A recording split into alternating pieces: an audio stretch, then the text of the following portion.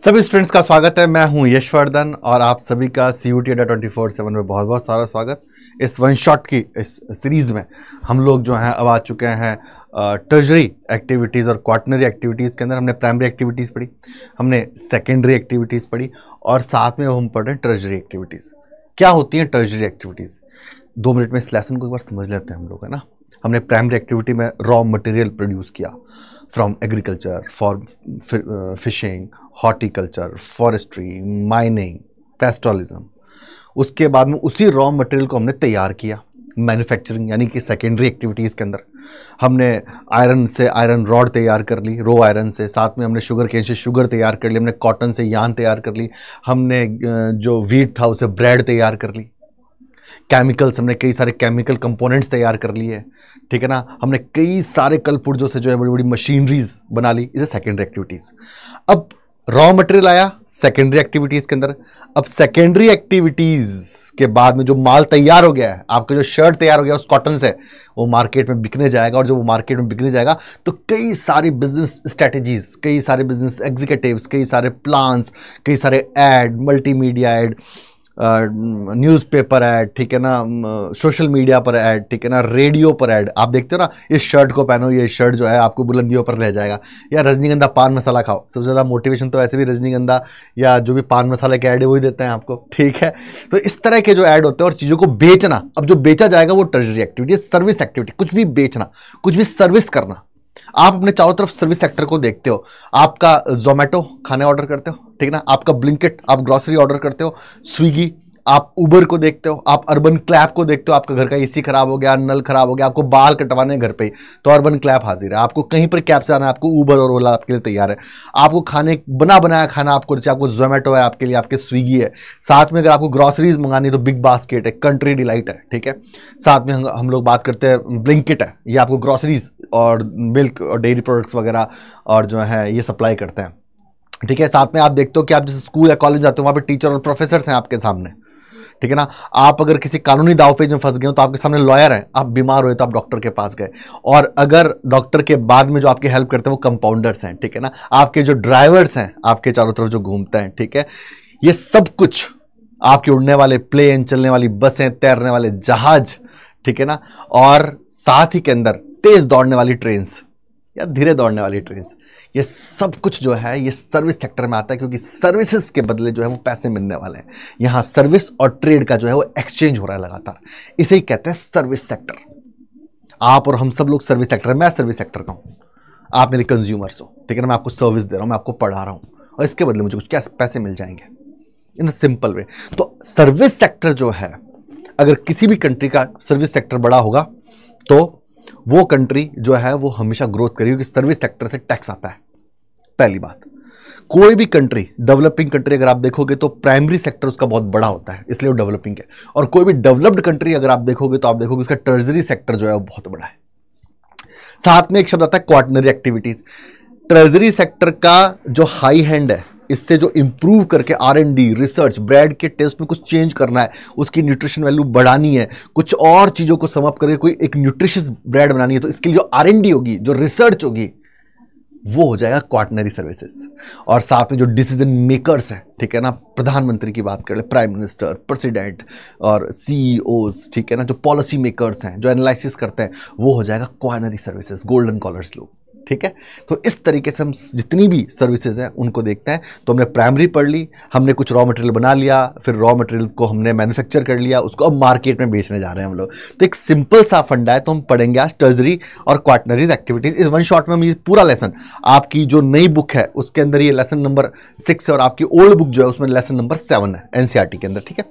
तो हम देखते हैं कि इस सेक्टर के अंदर कौन कौन सर्विसेज आती है ना। बहुत ही देखो, याद रखना बच्चों कि चीज़ों को आपको बहुत ही आसानी से समझना है। अगर आप चीज़ों को आसानी से समझोगे, लेमन भाषा के अंदर समझोगे, ठीक है ना, अपने डे टू डे लाइफ के चारों तरफ देखोगे तो आपको चीज़ें आसानी से समझ में आएगी। इस बार जब ब्लिंकिट घर पे आए तो समझ लेना ये सर्विस सेक्टर का आदमी है, ठीक है। चलो भाई, तो हम आगे बात करते हैं और समझते हैं। तो हेल्थ केयर सिस्टम की बात कर ले, बैंकिंग की बात कर लें, ठीक है ना, आप बैंक वैंक जाते हो, रेस्टोरेंट में खाना खाने जाते हो, ठीक है, आप लॉयर्स की बात कर लें, रिटेल की बात कर लें, आप अपने आसपास की शॉप्स में जाते होंगे, सुपरमार्केट्स में जाते होंगे, या आपके पास कोई भी एक शॉप है, या आप रेडी जो होती है उसके ऊपर सब्जी खरीद रहे हैं, ठीक है ना, सर्विस सेक्टर है, ठीक है। Transportation and distribution is all service sector, तो इसे सर्विस सेक्टर कहते हैं। और इसमें काम करने वाले जो लोग हैं वो व्हाइट कॉलर लोग हैं, ठीक है ना। हाई हैंड के अंदर व्हाइट कॉलर है, लो हैंड के अंदर जो है वो ब्लू कॉलर्स है, ठीक है ना। तो हाई हैंड की हम बात कर रहे हैं, यहाँ पे सर्विस सेक्टर्स की बात कर रहे हैं, ठीक है। चले भाई, अब सर्विस सेक्टर क्या होता है, सबसे इंपॉर्टेंट बात है, ठीक है। तो सर्विस सेक्टर को हम ट्रेजरी एक्टिविटीज भी कहते हैं, और ट्रेजरी एक्टिविटीज का हाई एंड जो है कॉटनरी एक्टिविटीज है, ठीक है। बताऊंगा कैसे। तो treasury activities are related to the service sector, ठीक है ना। ट्रेजरी एक्टिविटी है वो किससे रिलेटेड है, अगर हम बात कर लें, ट्रेजरी एक्टिविटी जो है वो सर्विस सेक्टर से रिलेटेड है, ठीक है ना। किससे रिलेटेड है, जिसमें हम सर्विस दे रहे हैं, lawyer, banker, teachers, drivers, restaurant वाले, ठीक है ना, ये सब लोग जो मैंने बताया आपको, example doctor, teachers, plumbers, electricians, technician, launderer, barber, shopkeeper, driver, publishers, newspaper publish करना, बुक पब्लिश करना, ठीक है ना, ये सब के सब लोग सर्विस सेक्टर के, क्योंकि सर्विस दे रहे हैं ये आपको क्या दे रहे हैं, एंटरटेनमेंट सर्विसेज दे रहे हैं, टूरिज्म सर्विसेज दे रहे हैं, हेल्थ केयर सर्विसेज दे रहे हैं, वेलनेस सर्विसेज दे रहे हैं, ठीक है ना, लॉ रिगार्डिंग सर्विसेज दे रहे हैं, सिक्योरिटी रिगार्डिंग सर्विसेज दे रहे हैं। तो ये सब की सब सर्विसेज जो हैं वो ट्रेजरी सेक्टर के अंदर आती हैं, ठीक है। चले भाई, अब type of the treasury activities, तो ट्रेड यानी बिजनेस करना, ट्रांसपोर्ट, कम्युनिकेशन एंड सर्विसेज, ये चारों की चारों जो है ये किसके अंदर आती हैं, ये चारों की चारों सर्विसेज जो है ट्रेजरी सेक्टर के अंदर आती है, या मैं कह दूं सर्विस सेक्टर के अंदर आती है। किसमें आती है, सर्विस सेक्टर के अंदर आती है, इन सिंपल मैनर। तो trade, transport, communication and services, ठीक है ना, ये किसमें आएंगी, services, doctor, teacher, plumber, electrician, is services, ठीक है ना।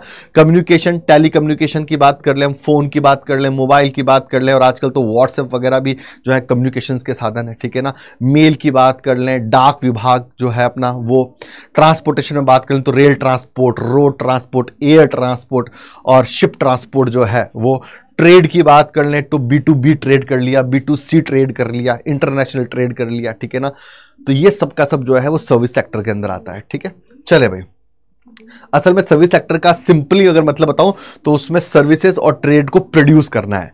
प्राइमरी सेक्टर में रॉ मटेरियल प्रोड्यूस करना है, मैन्युफैक्चरिंग यानी सेकेंडरी एक्टिविटीज में मैन्युफैक्चर्ड गुड्स जो है वो जनरेट करना है, और टर्जरी एक्टिविटी के अंदर ट्रेड एंड सर्विसेज को जनरेट करना है, उनको पैदा करना है, ठीक है, इन सिंपल मैनर। चलें भाई आगे बात करते हैं। अब इंपॉर्टेंट पॉइंट ऑफ अगर हम बात करें important point of the treasury sector या सर्विस सेक्टर की बात करूं, दोनों इक्वली है, ठीक है। तो अगर मैं सर्विस सेक्टर बोलूं तो भी आप समझ लेना मैं ट्रेजरी सेक्टर के बारे में बात कर रहा हूं, या फिर मैं ट्रेजरी सेक्टर बोलूं तो समझ लेना मैं सर्विस सेक्टर के बारे में बात कर रहा हूं, दोनों सेम ही है, ठीक है। कान चाहे यूं पकड़ लो और कान चाहे ऐसे पकड़ लो, है ना, दोनों में कान ही पकड़ना है, ठीक है, लेकिन दोनों का एक साथ नहीं पकड़ना है, ठीक है ना। चलो, the treasury activities are related to the service sector, ठीक है ना। First, the majority of the worker get the employment in the treasury sector and a moderate proportion in the employed in the secondary sector in a developed country, ठीक है ना। The include the both production and exchange, ठीक है ना। Production किसका कर रहे हैं, सर्विसेज का प्रोडक्शन कर रहे हैं, एक्सचेंज किसका कर रहे हैं, ट्रेड कर रहे हैं, एक्सपोर्ट इंपोर्ट कर रहे हैं, ठीक है ना, इंटरनल ट्रेड कर रहे हैं। The production include the provision of the services, output directly measured in the term of the wages and salaries, क्या मिल रहे हैं, वेजेस मिल रहे हैं और सैलरीज मिल रही है, मुझे काम करने की सैलरी मिल रही है, वेजेस मिल रहा है, भत्ते मिल रहा है, ठीक है ना। ये तो exchange involve the trade, transport and communication, ठीक है ना। एक्सचेंज में कौन इन्वॉल्व है भाई, सामान जाएगा बिकेगा तो ट्रांसपोर्टेशन चाहिए, कम्युनिकेशन चाहिए, मुझे इतना सामान भेज दो, ईमेल कर दिया, इतना सामान ट्रक से आ गया, एक्सचेंज हो रहा है, ठीक है। The provide commercial output services, बड़े स्तर पर ट्रांसपोर्टेशन और कम्युनिकेशन करना। स्पेशलाइज्ड स्किल आर इन्वॉल्व, जैसे मैं टीचर हूं तो मुझे ग्रेजुएशन करना है, पोस्ट ग्रेजुएशन करना है, बीएड करना है, नेट करना है, इंजीनियर है तो उसके पास बीटेक की डिग्री है, बिजनेस एग्जीक्यूटिव है तो उसके पास एमबीए की डिग्री है, ठीक है ना, वकील है तो उसके पास लॉ की डिग्री है, डॉक्टर है तो उसके पास एमबीबीएस की डिग्री है, स्पेशलाइज्ड लोग जो चाहिए, ठीक है ना। चले भाई, अब ट्रेड एंड कॉमर्स जो है वो इन सब पार्ट्स में बटा है। अगर हम ट्रेड एंड कॉमर्स की बात करें, क्योंकि हमने सर्विस सेक्टर को 4 पार्ट में जो है वो डिवाइड किया, इंपॉर्टेंट ट्रेड की बात करें, ट्रांसपोर्ट, कम्युनिकेशन और सर्विसेज, तो सबसे पहले हम बात करते हैं ट्रेड एंड कॉमर्स की बात करते हैं। ट्रेड एंड कॉमर्स में 2 तरह की इंपॉर्टेंट मार्केट है, एक होलसेल मार्केट और एक रिटेल मार्केट है। समझना इस चीज को, होलसेल और रिटेल, थोक व्यापारी और फुटकर व्यापारी। होलसेल का मतलब थोक व्यापारी और रिटेल का मतलब फुटकर व्यापारी, जिनसे हम रोजाना मिलते हैं। आपके पड़ोस की शॉप, आपके पड़ोस का सुपरमार्केट, आपको मोहल्ले में सब्जी बेचने वाला आदमी, ठीक है ना, वो सब रिटेलर्स हैं, ठीक है ना। और होलसेलर से डायरेक्ट कंज्यूमर जो है वो कनेक्ट नहीं करता। होलसेलर्स जो होता है वो कई सारे रिटेलर्स को अपना सामान बेचता है। इसकी चेन ऑफ रिएक्शन अभी मैं आपको बताऊंगा, पहले इस डिवीजन को हम लोग देख लेते हैं। तो होलसेलर्स जो है वो urban supply houses and rural mandis, rural के अंदर जो गांव होता है जहां पर बड़े स्तर पर खरीद फरोख्त होती है, ठीक है ना, बाय एंड सेल होता है, उसे मंडीज कहते हैं, ठीक है ना, इंग्लिश में भी मंडी ही बोलते हैं, ठीक है। अब रिटेल की अगर हम बात करें तो अर्बन रिटेलर्स 4 पार्ट बटा है। चेन स्टोर्स, मेल ऑर्डर मतलब टेलीफोन एंड इंटरनेट, ठीक है ना, मतलब सूचनाओं को देना, या तो आप टेलीफोन के जरिए सूचनाएं देंगे या इंटरनेट के जरिए सूचनाएं देंगे। Convenient shopping centre near about जो भी आपके पास हो, ठीक है। एनपीडीएस पब्लिक डिस्ट्रीब्यूशन सिस्टम, जिसमें गेहूं वगैरह मुफ्त मिलता है, कहता है ना 80 करोड़ लोगों को जो है फ्री में जो है वो गेहूं वगैरह मिलता है, ठीक है, ग्रॉसरीज मिलती है। साथ में रिटेल की बात कर ले रूरल सेक्टर के अंदर तो periodic market store and street pedalling, और साथ के अंदर ही यहां पर भी आप कर लें, यहां पर भी कर ले पीडीएस। गांव में भी पब्लिक डिस्ट्रीब्यूशन सर्विसेज होती है जो गवर्नमेंट प्रोवाइड करवाती है वीकर सेक्शंस को, ठीक है ना, फ्री के अंदर अनाज देती है, दालें देती है, तेल देती है खाने का, ठीक है। तो आप पीरियोडिक मार्केट स्टोर्स अगर बात कर लो तो जो पीरियोडिक मार्केट लगते हैं वीकली, 2 दिन में 3 दिन में, आपने सुना होगा ना बुध बाजार, गुरु बाजार, शुक्र बाजार, रवि बाजार, दिल्ली में ऐसे कई सारे आप मार्केट देखेंगे। गांवों के अंदर भी, कई गांवों के अंदर 2-3 गांवों के बीच में एक बड़ा सा मार्केट लगता है जहां पर लोग खरीद जाते हैं। आजकल इन मार्केट का, पीरियोडिक मार्केट का चलन, आजकल ही नहीं मैं कहूंगा पिछले 30 सालों के अंदर अगर हम देखें तो पीरियोडिक मार्केट का चलन बहुत बड़ा है। आप देखोगे दिल्ली में, आप बॉम्बे में देखोगे, आप जयपुर में देखोगे, ऐसे गुरु बाजार, शुक्र बाजार, शनि बाजार, जहां पर लोग आते हैं और अपना माल बेचते हैं। एक तरह से मेला जैसा बढ़ जाता है, वहां पर सब्जियां मिलती हैं, कपड़े मिलते हैं, इलेक्ट्रॉनिक आइटम्स मिलता है, ठीक है ना, बहुत सस्ती कीमत पे मिलता है, ठीक है ना। उन्हें पीरियोडिक मार्केट्स कहते हैं, जो रेगुलर नहीं लगते, पीरियोडिक बेसिस पे लगते हैं। सप्ताह में 2 दिन लग गए, या 2 सप्ताह में 1 बार लग गए, या महीने में 1 बार लग गए, ठीक है ना, ओके। और स्ट्रीट पैडलिंग के मतलब जो साइकिल्स के ऊपर, रेडियो के ऊपर माल बेच रहे हैं उसे स्ट्रीट पैडलिंग कहते हैं। साथ में पीडीएस की बात करें, पब्लिक डिस्ट्रीब्यूशन सिस्टम, दुकानें होती हैं गवर्नमेंट की जो आपको बहुत कम रेट पे या मुफ्त में आपको जो है वो आपके लिए गेहूं, चावल, दालें और खाना बनाने के लिए तेल जो है, सरसों का तेल, सूर्यमुखी का तेल, ये सब देती है, ठीक है। तो ये जो है 2 पार्ट में बटा हुआ है, और सबसे इंपॉर्टेंट होलसेल एंड रिटेलर्स 2 हैं। होलसेलर जो होता है डायरेक्ट कंज्यूमर से कनेक्ट नहीं होता, जैसे मैं कंज्यूमर हूं, आप जब भी सामान खरीदने जाओगे तो आप रिटेलर की शॉप पे जा रहे हो, न कि होलसेल। लेकिन आपको 1 लाख टूथपेस्ट लेना है तो आप होलसेलर के पास जाओगे, रिटेलर के पास नहीं जाओगे। रिटेलर के पास में थोड़ा महंगा पड़ेगा, होलसेलर के पास में थोड़ा सस्ता पड़ेगा। कैसे पड़ेगा मैं आपको ये चेन रिएक्शन बताता हूं, ठीक है ना। बहुत ही सिंपल सा चेन रिएक्शन है ये, ठीक है ना, ये बहुत ही सिंपल सा चेन रिएक्शन है, ये देखिए आप, ठीक है ना।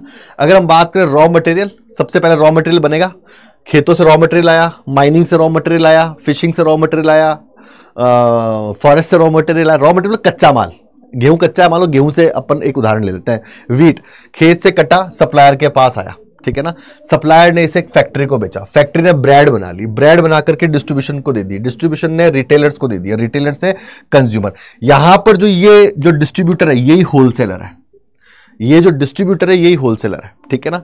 ये कई सारे रिटेलर्स को जो है अपना माल बेचता है, कई सारे रिटेलर्स को अपना माल बेचता है। तो सबसे पहले माल आया, कच्चा माल एक जगह इकट्ठा हुआ, फिर इसने फैक्ट्री को बेच दिया, ये आड़तिया है बीच में, गांव में इसको आड़तिया बोलते हैं, ठीक है ना, मंडीज बोलते हैं। उसके बाद ये डिस्ट्रीब्यूशन बन करके माल होलसेलर के पास है, होलसेलर ने कई सारे रिटेलर्स को जो है माल बेचा, और फिर रिटेल शॉप पर जाकर के आपने जो है माल खरीद लिया इन सिंपल मैनर। आपके पड़ोस की दुकान रिटेल शॉप है, आपके पास एक बड़ा सुपरमार्केट है, ठीक है ना, जैसे बहुत सारे सुपरमार्केट है कि अगर हम बात कर लें, बिग मार्केट, जियो मार्केट, रिलायंस फ्रेश, ठीक है ना, कई सारे इस तरह के, स्पार, ठीक है ना, और भी आपके उस तरह लोकल में डी मार्ट, वी मार्ट, कई चलते हैं इधर रिटेलर्स, ठीक है ना, ओके। फिर वो कंज्यूमर, ठीक है ना। तो फैक्टर मैन्युफैक्चरर और कंज्यूमर के बीच में जो है वो डिस्ट्रीब्यूटर और रिटेलर होता है भाई, ठीक है। या फिर इससे नहीं समझ में आया हो तो एक और है, यहां से समझ लो। यहां पर रॉ मटेरियल आया, रॉ सोर्सेस प्राइमरी सेक्टर से, यहां पर तैयार हुआ माल, यहां से तैयार होकर यहां गया होलसेलर के पास में, तैयार माल यहां गया, यहां से ये माल रिटेलर्स के पास आया, रिटेलर्स ने इसको कंज्यूमर को बेच दिया, और यहां कच्चा माल आया, रॉ मटेरियल यहां आया। रॉ मटेरियल कहां से आया? प्राइमरी सेक्टर से आया। प्राइमरी सेक्टर कौन सा है अपना? जहां पर एग्रीकल्चर हो रही है, जहां पर माइनिंग हो रही है, जहां पर फॉरेस्ट्री से जो है रॉ मटेरियल आ रहा है, जहां पर फिशिंग से रॉ मटेरियल आ रहा है, जहां पर हॉर्टिकल्चर से रॉ मटेरियल आ रहा है, ठीक है ना, जहां पर क्वारलिंग से रॉ मटेरियल आ रहा है, पेस्टोलिज्म से रॉ मटेरियल आ रहा है, गैदरिंग से रॉ मटेरियल आ रहा है, ठीक है ना, वो यहां बनकर तैयार होगा, तैयार माल यहां बिकेगा, ये माल फिर यहां रिटेलर्स लेगा इसको, फिर कंज्यूमर पे आ जाएगा। Direct wholesaler to consumer deal नहीं होती, क्योंकि बल्क में माल बेचता है। किसने बेचते हैं? Manufacture and they sell them to retailers for the bulk quantities, है ना, हजारों किलो में होता है माल। मैं अगर एक रिटेलर हूं और मेरी एक शॉप चलती है किराना की बहुत बड़ी, तो मैं क्या करने वाला हूं? मैं होलसेलर से लूंगा 10,000 किलो दाल। कंज्यूमर 10,000 किलो दाल थोड़ा लगा, क्योंकि एक सीधा सा सिस्टम है कि होलसेलर से जितनी बड़ी क्वांटिटी में माल खरीदते हो उसकी रेट ऑफ कॉस्ट उतना ही कम हो जाता है, इन सिंपल मैनर। ठीक है, चले आ जाए, अब हम देखते हैं और पढ़ते हैं, इसको समझते हैं। ठीक है, आ जाए, चले। अब ट्रेड एंड कॉमर्स क्या है? The trade is essential buy and selling the item of produce. जो मैंने आपको शुरुआत में बोला, खरीदना और बेचना जो है ट्रेडिंग है। कुछ खरीदा, कुछ बेचा, ठीक है ना। All this services, retail and wholesale trading और the commerce are specially indeed for the profit. भाई सीधी सी बात है, धंधा क्यों किया जा रहा है, बिजनेस क्यों किया जा रहा है? चाहे वो होलसेलर बिजनेस हो, चाहे रिटेलर बिजनेस हो, कुल मिलाकर के मुनाफा ही कमाना है। भाई कुल मिलाकर के मुनाफा ही तो कमाना है। भाई हम इन्हें इकोनॉमिक एक्टिविटीज क्यों कहते हैं? प्राइमरी एक्टिविटी, सेकेंडरी एक्टिविटी या फिर टर्जरी या क्वार्टनरी एक्टिविटीज को, कि कुल मिलाकर के इनकम हो जाए, इसलिए हम इन्हें क्या कहते हैं? इकोनॉमिक एक्टिविटी कहते हैं। सिंपल मैनर में कहते कि नहीं कहते हैं? सोच के देखो, नौकरी क्यों करते हो? पैसे के लिए। सर मैं तो देश सेवा के लिए करता हूं, वो एक कारण हो सकता है, वो बहुत सारे रीजंस में से एक रीजन हो सकता है, लेकिन वही रीजन सबसे बड़ा नहीं है। ठीक है ना, ओके। तो यहां पर जो है असल में इकोनॉमिक एक्टिविटी जब होती है, ठीक है ना, तो असल में इकोनॉमिक एक्टिविटी जो की जा रही है, वो इकोनॉमिक एक्टिविटी जो है वो इनकम के लिए की जा रही है। ठीक है ना, और ये इनकम कैसे होगी? ये ट्रेड प्रोड्यूस करके होगी या फिर सर्विस दे करके होगी। ठीक है ना, और ट्रेड और सर्विसेज दोनों के दोनों टर्शरी सेक्टर के अंदर काउंट होता है। ठीक है, इन सिंपल मैनर, है ना। The specialise the indeed the profit, और प्रॉफिट के लिए काम हो रहा है। The towns and cities where the all this workers place are known as a trading centre. और जहां पर ये बाइंग और सेलिंग होती है वो सब ट्रेडिंग सेंटर्स हैं। ये ट्रेडिंग सेंटर्स दो पार्ट में बटे हुए हैं, शहरों में अर्बन ट्रेडिंग सेंटर्स और गांवों में रूरल ट्रेडिंग सेंटर्स है, जिन्हें मंडीज भी कहते हैं गांवों में। ठीक है, चले भाई। तो the trading centre divided into two part, the rural marketing centres is the mandis and the urban marketing centres, like बड़े बड़े जो हैं वो सेंटर्स, बड़े बड़े मॉल्स बने हुए होते हैं। ठीक है ना, सुपरमार्केट्स होता है, तो इस तरीके से। ठीक है ना, देखें तो ये एक रूरल मार्केटिंग सेंटर है, देख रहे हो आप, है ना। गांव में जाते हो मंडी में, है ना। आज पापा जो है वो कस्बे में गए, आज पापा मंडी में गए, जो किसान बच्चे होंगे जो देख रहे होंगे, है ना, जाते हैं ना अपने गांव के पास में एक तहसील हेडक्वार्टर होता है, वहां पर जाता है। ठीक है ना, अपने गांव से थोड़ा बड़ा गांव होता है और वहां पर वो जो सब कुछ सामान मिलता है, पापा ये लेके आए जा करके। जैसे पंचायत देखा होगा आपने प्रोग्राम, है ना, तो वो फुलेरा गांव के पास में एक गांव है, ठीक है ना, वहां पे सब लोग जाते हैं समोसा वमोसा खाने के लिए, कुछ खरीदने के लिए, ऐसे। तो is the mandis is the rural marketing centres and the urban marketing centre, बड़े बड़े, ठीक है ना, जो है वो सुपरमार्केट टाइप जो है वो बने हुए, जहाँ पे trading and buying and selling होती है। ठीक है, चले भाई। तो यहाँ पर अगर बात करें रूरल मार्केटिंग सेंटर के कैरेक्टरिस्टिक्स देख लें, these provide services to the near by rural settlements. ठीक है ना, यहाँ पर एक जो है तहसील हेडक्वार्टर है, एक टाउन है, उसके आसपास बहुत सारे गांव हैं। ठीक है ना, राजस्थान में इनको तहसील बोलते हैं, इन टाउन्स को तहसील, इसलिए मैं तहसील हेडक्वार्टर बोल रहा हूँ, जहाँ पे तहसीलदार बैठता है, एसडीएम बैठता है। ठीक है, okay. This provide services to the near by rural settlements, near by जितने भी रूरल सेटलमेंट्स हैं। ठीक है ना, अलग अलग तरह के रूरल सेटलमेंट्स होते हैं, छोटी ढाणियाँ, छोटे गांव, बड़े गांव हो सकते हैं। ठीक है, these centres are the quasi urban centres, apparently the urban centres. ठीक है ना, क्वाजी अर्बन है, तो ये जो टाउन है ये ना तो शहर है ना गांव है, बीच का, तो क्वाजी अर्बन है, अर्ध शहरी है।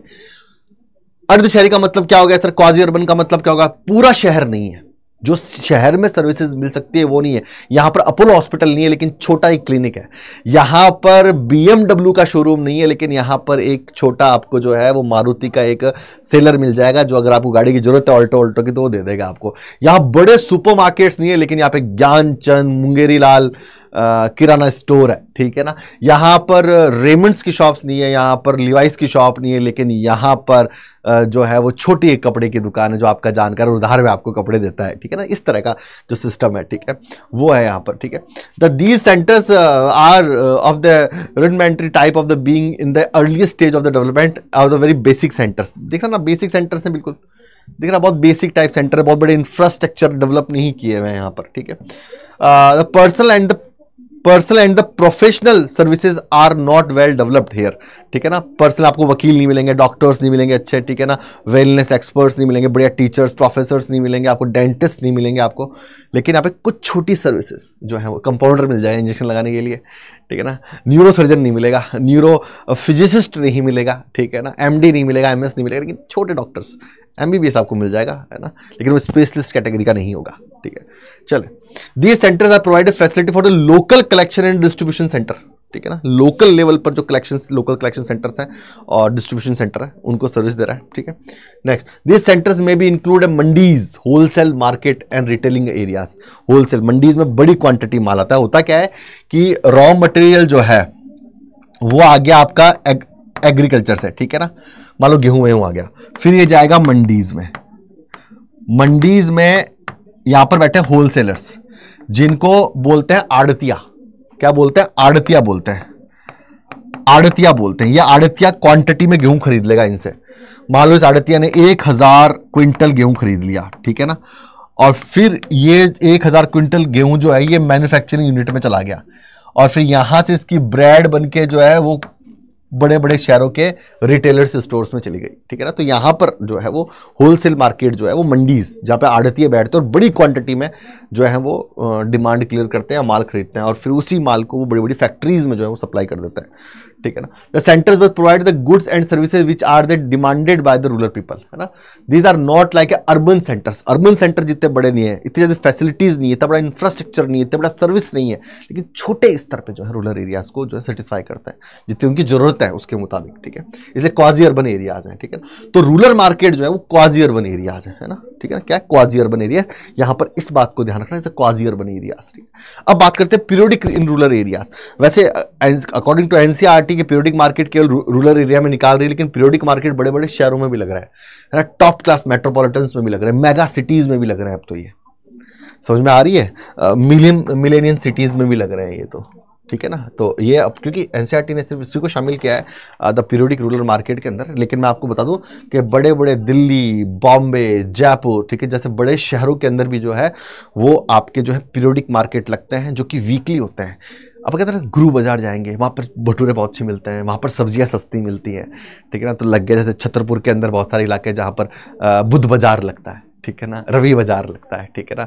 दिल्ली के अंदर भी ऐसे बहुत सारे, जयपुर में हमारे घर के पास ही जो है वो मंगल बाजार लगता है, मंगलवार के दिन लगता है बस, ठीक है ना। बाकी और दुकानें हैं वहाँ पर माइंड, लेकिन मंगल बाजार जो वहाँ पूरी भीड़ आ जाती है, वहाँ पे बहुत सारे एक्टिव खाने पीने के सामान होते हैं, सब्जियाँ होती हैं, सस्ती दालें होती हैं, ड्राई फ्रूट्स होते हैं, कपड़े होते हैं, इलेक्ट्रॉनिक चार्जर वगैरह, मोबाइल्स वगैरह होते हैं सस्ते, ये सब वहाँ पर बिकने के लिए आते हैं, ठीक है। तो उन्हें पीरियोडिक मार्केट कहते हैं, जो कि पीरियोडिकली रेगुलर नहीं लगते, वीक में 2 दिन, 2 वीक में एक बार, 3 वीक में एक बार। आई थिंक आप अंडरस्टैंड कर गए होंगे इस चीज को, ठीक है ना। तो these are the organised those places where no regular market in found, these are the organised at a different time of interval, the people come these the weekly and biweekly, 2 साप्ताहिक या 2 सप्ताह में एक बार, ठीक है। The market from the surrounding area to the meet there temporarily bureaucratic demanded, ठीक है ना, जो टेम्पररी डिमांडेड होती है उनको फुलफिल करता है। These market are the scheduled for the specific dates and the move from the area to area, है ना। आज बुध बाजार यहां लग गया, फिर वही बुध बाजार जो है रवि बाजार के रूप में कहीं और लग जाएगा, तो ये लगातार अपनी जगह बदलते रहते हैं, ठीक है। Next, it's keep the shopkeepers by all type of year round as they serve a large area by the movement। अलग अलग जगहों पे, जैसे मान लो कोई एक गांव है, इस गांव का नाम है राधेपुर, ठीक है ना, राधेपुर इस गांव का नाम है, इसका गांव है कासिमपुर, ठीक है ना, कासिमपुर इस गांव का नाम है। तो राधेपुर में बुध बाजार को बुध को लगा और कासिमपुर के अंदर ये मार्केट जो है ये शुक्रवार को लग गया, ठीक है ना, फ्राइडे को लग गया, ओके। तो ऐसे लगातार साइकिल में चलते रहते हैं, अलग अलग गांवों के अंदर ये लगते रहते हैं, ठीक है, सिंपली।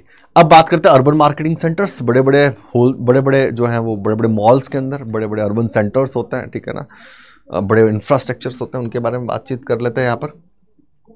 तो urban marketing centers, the urban marketing centers have the following the characteristics. These centers provide a more specialized urban services. This market provide the both ordinary as well as the specialized goods and services required by the people. आम चीजें मिलती हैं और specialised चीजें भी मिलती हैं, आप कुछ भी खरीद सकते हैं जो आपकी इच्छा है, ठीक है ना। दे ऑफर मैन्युफैक्चर्ड, कुछ भी खरीदे मतलब परमाणु बम, एटॉमिक बम और हथियार नहीं ले सकते आप राफेल नहीं खरीद सकते हैं यहाँ पे, लेकिन बाकी जो जरूरत का सामान है, चाहे वो कितना भी स्पेशलाइज का मतलब कि आपको यहाँ पर न्यूरो फिजिशियन मिल जाएगा, आपको बड़े वकील्स मिल जाएंगे, टेक्नोक्रेट्स आपको यहाँ पर मिल जाएंगे सर्विस देने के लिए, ठीक है ना। और आपको यहाँ पे BMW मिल जाएगी, आपको यहाँ पे 50 लाख की वॉच मिल जाएगी, ठीक है ना। तो ये सब स्पेशलाइज सर्विसेज, ठीक है। These offer the manufacture goods as well as a many specialised market, for example the market for the labour housing and semi finished products, ठीक है। ओके, हाँ, नेक्स्ट की बात कर लेते हैं। अच्छा, क्या हैंग हो गया बोर्ड? कोई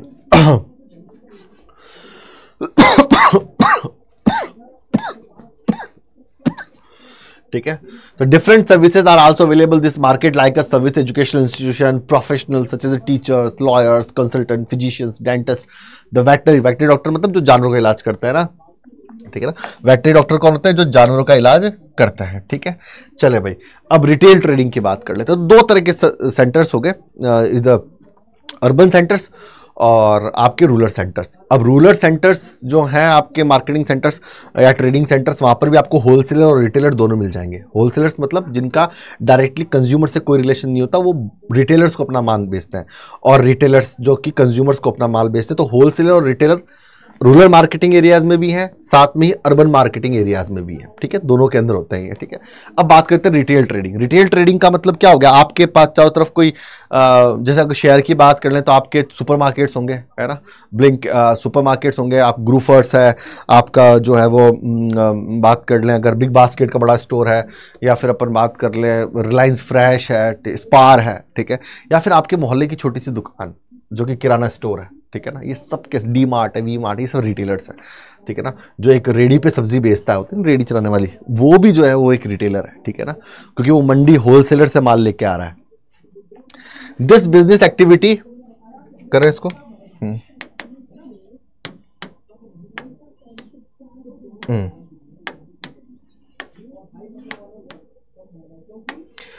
retail trading, this business activity is mainly concerned with the direct selling of goods out to the consumers, ठीक है ना।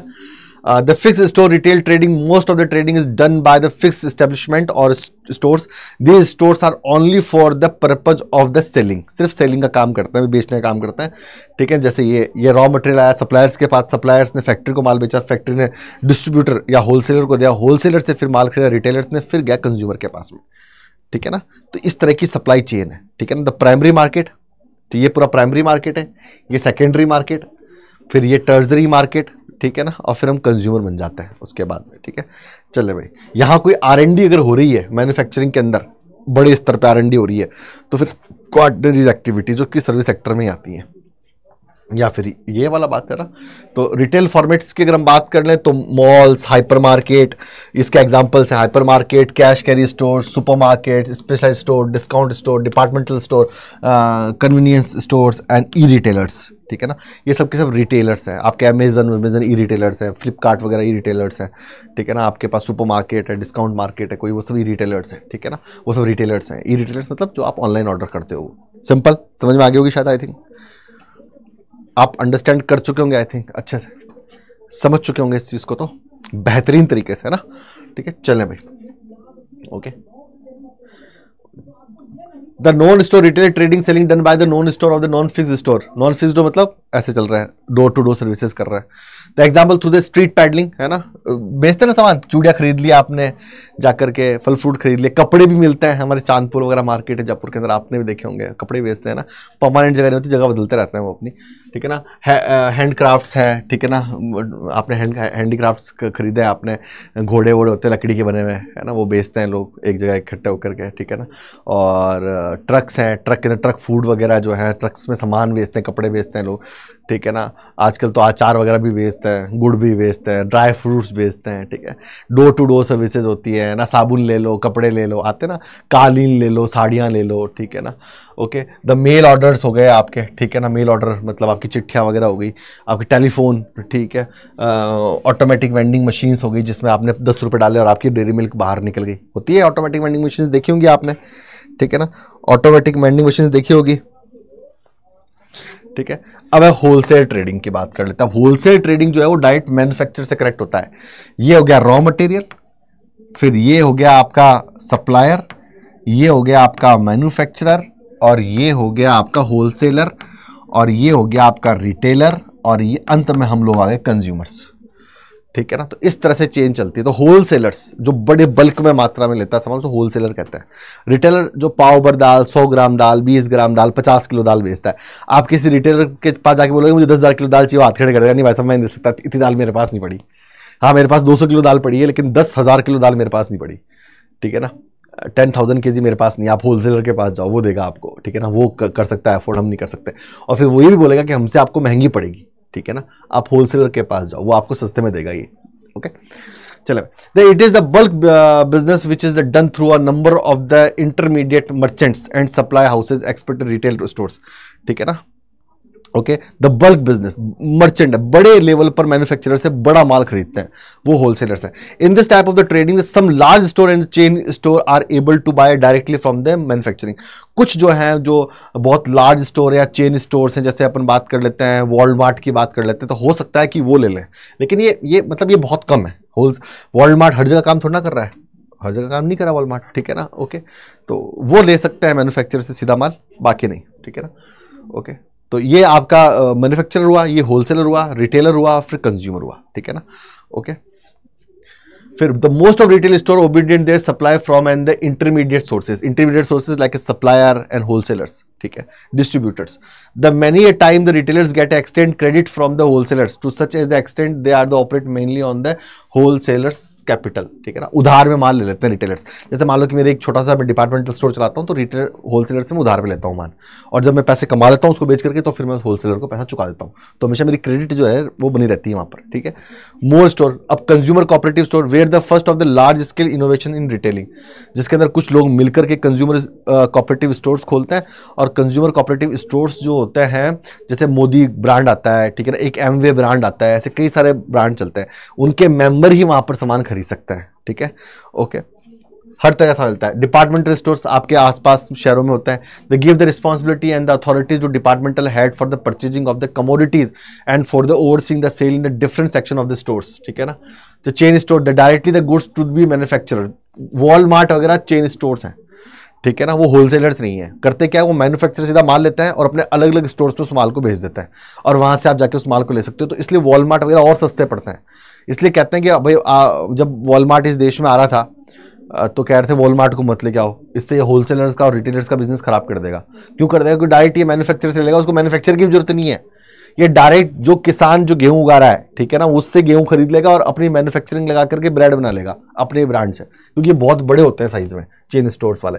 जैसे अपन रिलायंस फ्रेश की बात करें, चेन स्टोर, तो रिलायंस फ्रेश को जो है कुछ कमोडिटीज के अंदर, कमोडिटीज मतलब कंज्यूमर गुड्स जो है, कुछ कमोडिटीज में इनको होलसेलर की जरूरत पड़ती है, डिस्ट्रीब्यूटर की जरूरत पड़ती है, नहीं तो ये डायरेक्ट ही जो है मैन्युफैक्चरर से गुड्स खरीदते हैं, तो इनको सस्ता पड़ता है। पर कहते हैं ना भाई यहाँ तो दाल 120 रुपए किलो है, लेकिन रिलायंस फ्रेश के अंदर 110 रुपए किलो है, तो उसने वो मार्जिन हटा दिया वहां से। ठीक है ना, तो ये होता है कई बार कुछ बड़े स्टोर, हर चेन, और चेन स्टोर हर गांव में नहीं होता, हर कस्बे में नहीं होता, हर शहर में नहीं होता है।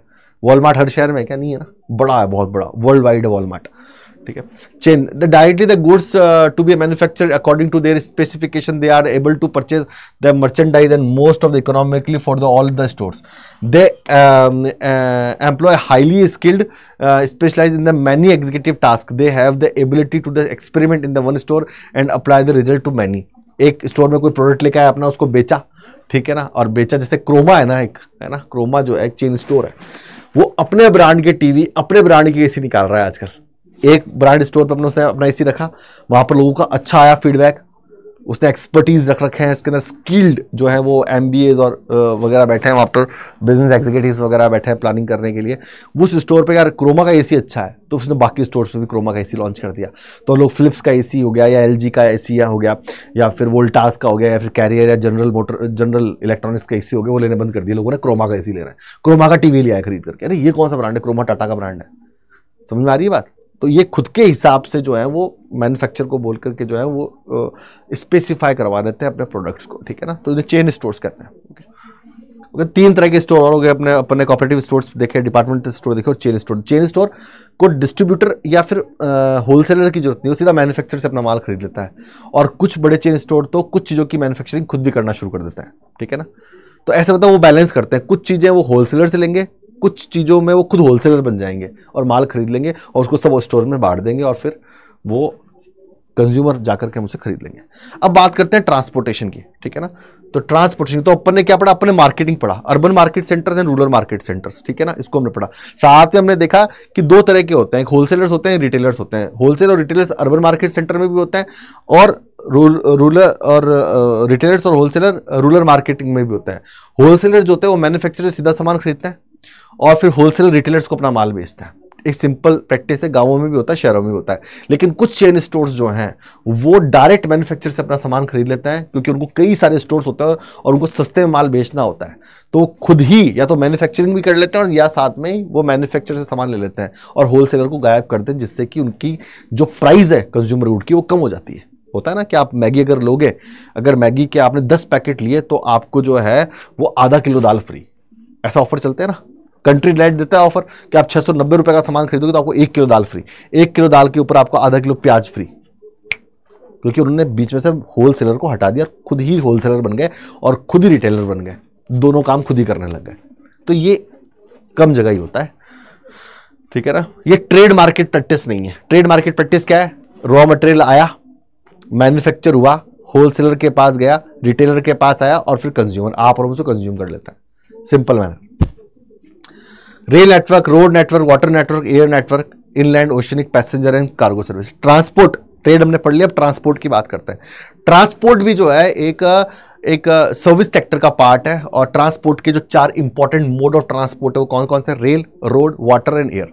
अगर हम इसको पढ़ें तो इस तरीके से, is air transport, is road transport, in rail transport and ship transport.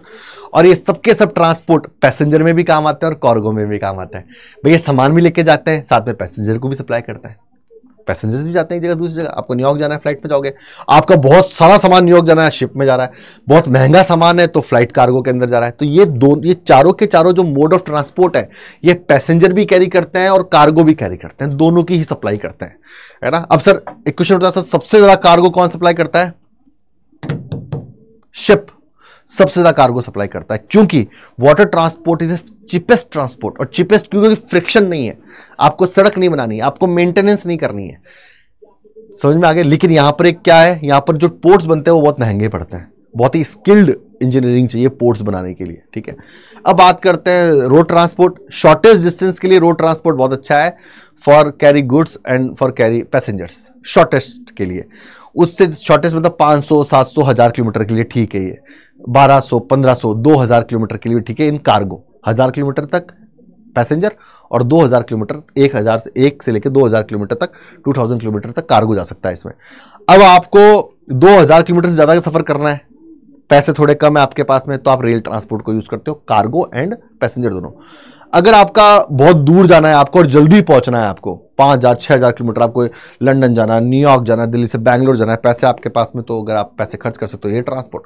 अगर आपका सामान बड़ा प्रीशियस है और टूटने वाला है और बहुत महंगा है और आपको जर्मनी उसको भेजना है, तो एयर ट्रांसपोर्ट, ठीक है। तो दैट्स द वे। तो 4 टाइप ऑफ ट्रांसपोर्ट है, जो कि पैसेंजर्स भी कैरी करते हैं और साथ के अंदर जो है वो कार्गो भी कैरी करते हैं। और सबसे सस्ता ट्रांसपोर्ट जो है वो वाटर ट्रांसपोर्ट है, क्योंकि इसमें फ्रिक्शन नहीं है, ठीक है।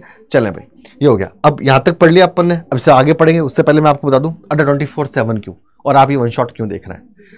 आप मोइन सर का भी वन शॉट देखते हैं, आप अनिता मैम का भी वन शॉट देखते हैं, आप ह्यूमैनिटीज़ के बच्चे, आप प्रिंस सर का भी जो है वो वन शॉट देखते हैं इकोनॉमी के लिए।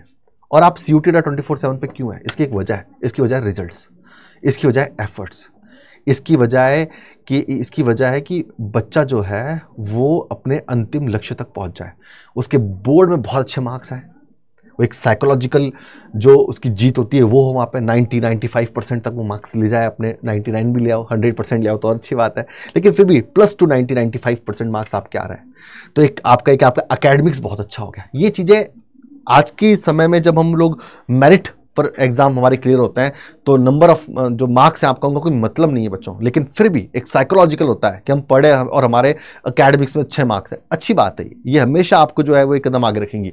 लेकिन साथ में CUET का एग्जाम, अगर आपको DU, JNU, BHU अगर अच्छा कॉलेज चाहिए, और एक अच्छा कॉलेज आपको एक अच्छा करियर देगा, आपकी पर्सनैलिटी को 360 डिग्री बना देगा, और आप देख लो उठा करके पूरे देश और दुनिया के अंदर आगे वही बढ़ा है जिसकी एजुकेशन बहुत शानदार है, और एजुकेशन शानदार 12th बोर्ड्स पे हम करवा रहे हैं आराम से बोर्ड्स में, और फिर CUT में आपके कॉलेज के लेक्चरर और प्रोफेसर आपको तैयारी कराएंगे। फिर वहाँ से आपको जो है वो IAS बनना है, वहाँ से आपको इनकम टैक्स इंस्पेक्टर बनना है, वहाँ से आपको कहीं विदेश पढ़ने जाना है, आपको MBA करनी है, वकील बनना है, फिर वो आपकी अपनी मर्जी है, ठीक है। तो मैं आपको बताऊं कि हम अड्डा 24/7 क्यों, वो इसलिए क्योंकि हमारे पास 100% रिजल्ट है, सबसे ज़्यादा हम रिजल्ट देते हैं, हम आपके साथ एफर्ट करते हैं। आपकी नींद उड़ती है तो हमारी नींद और ज़्यादा उड़ती है।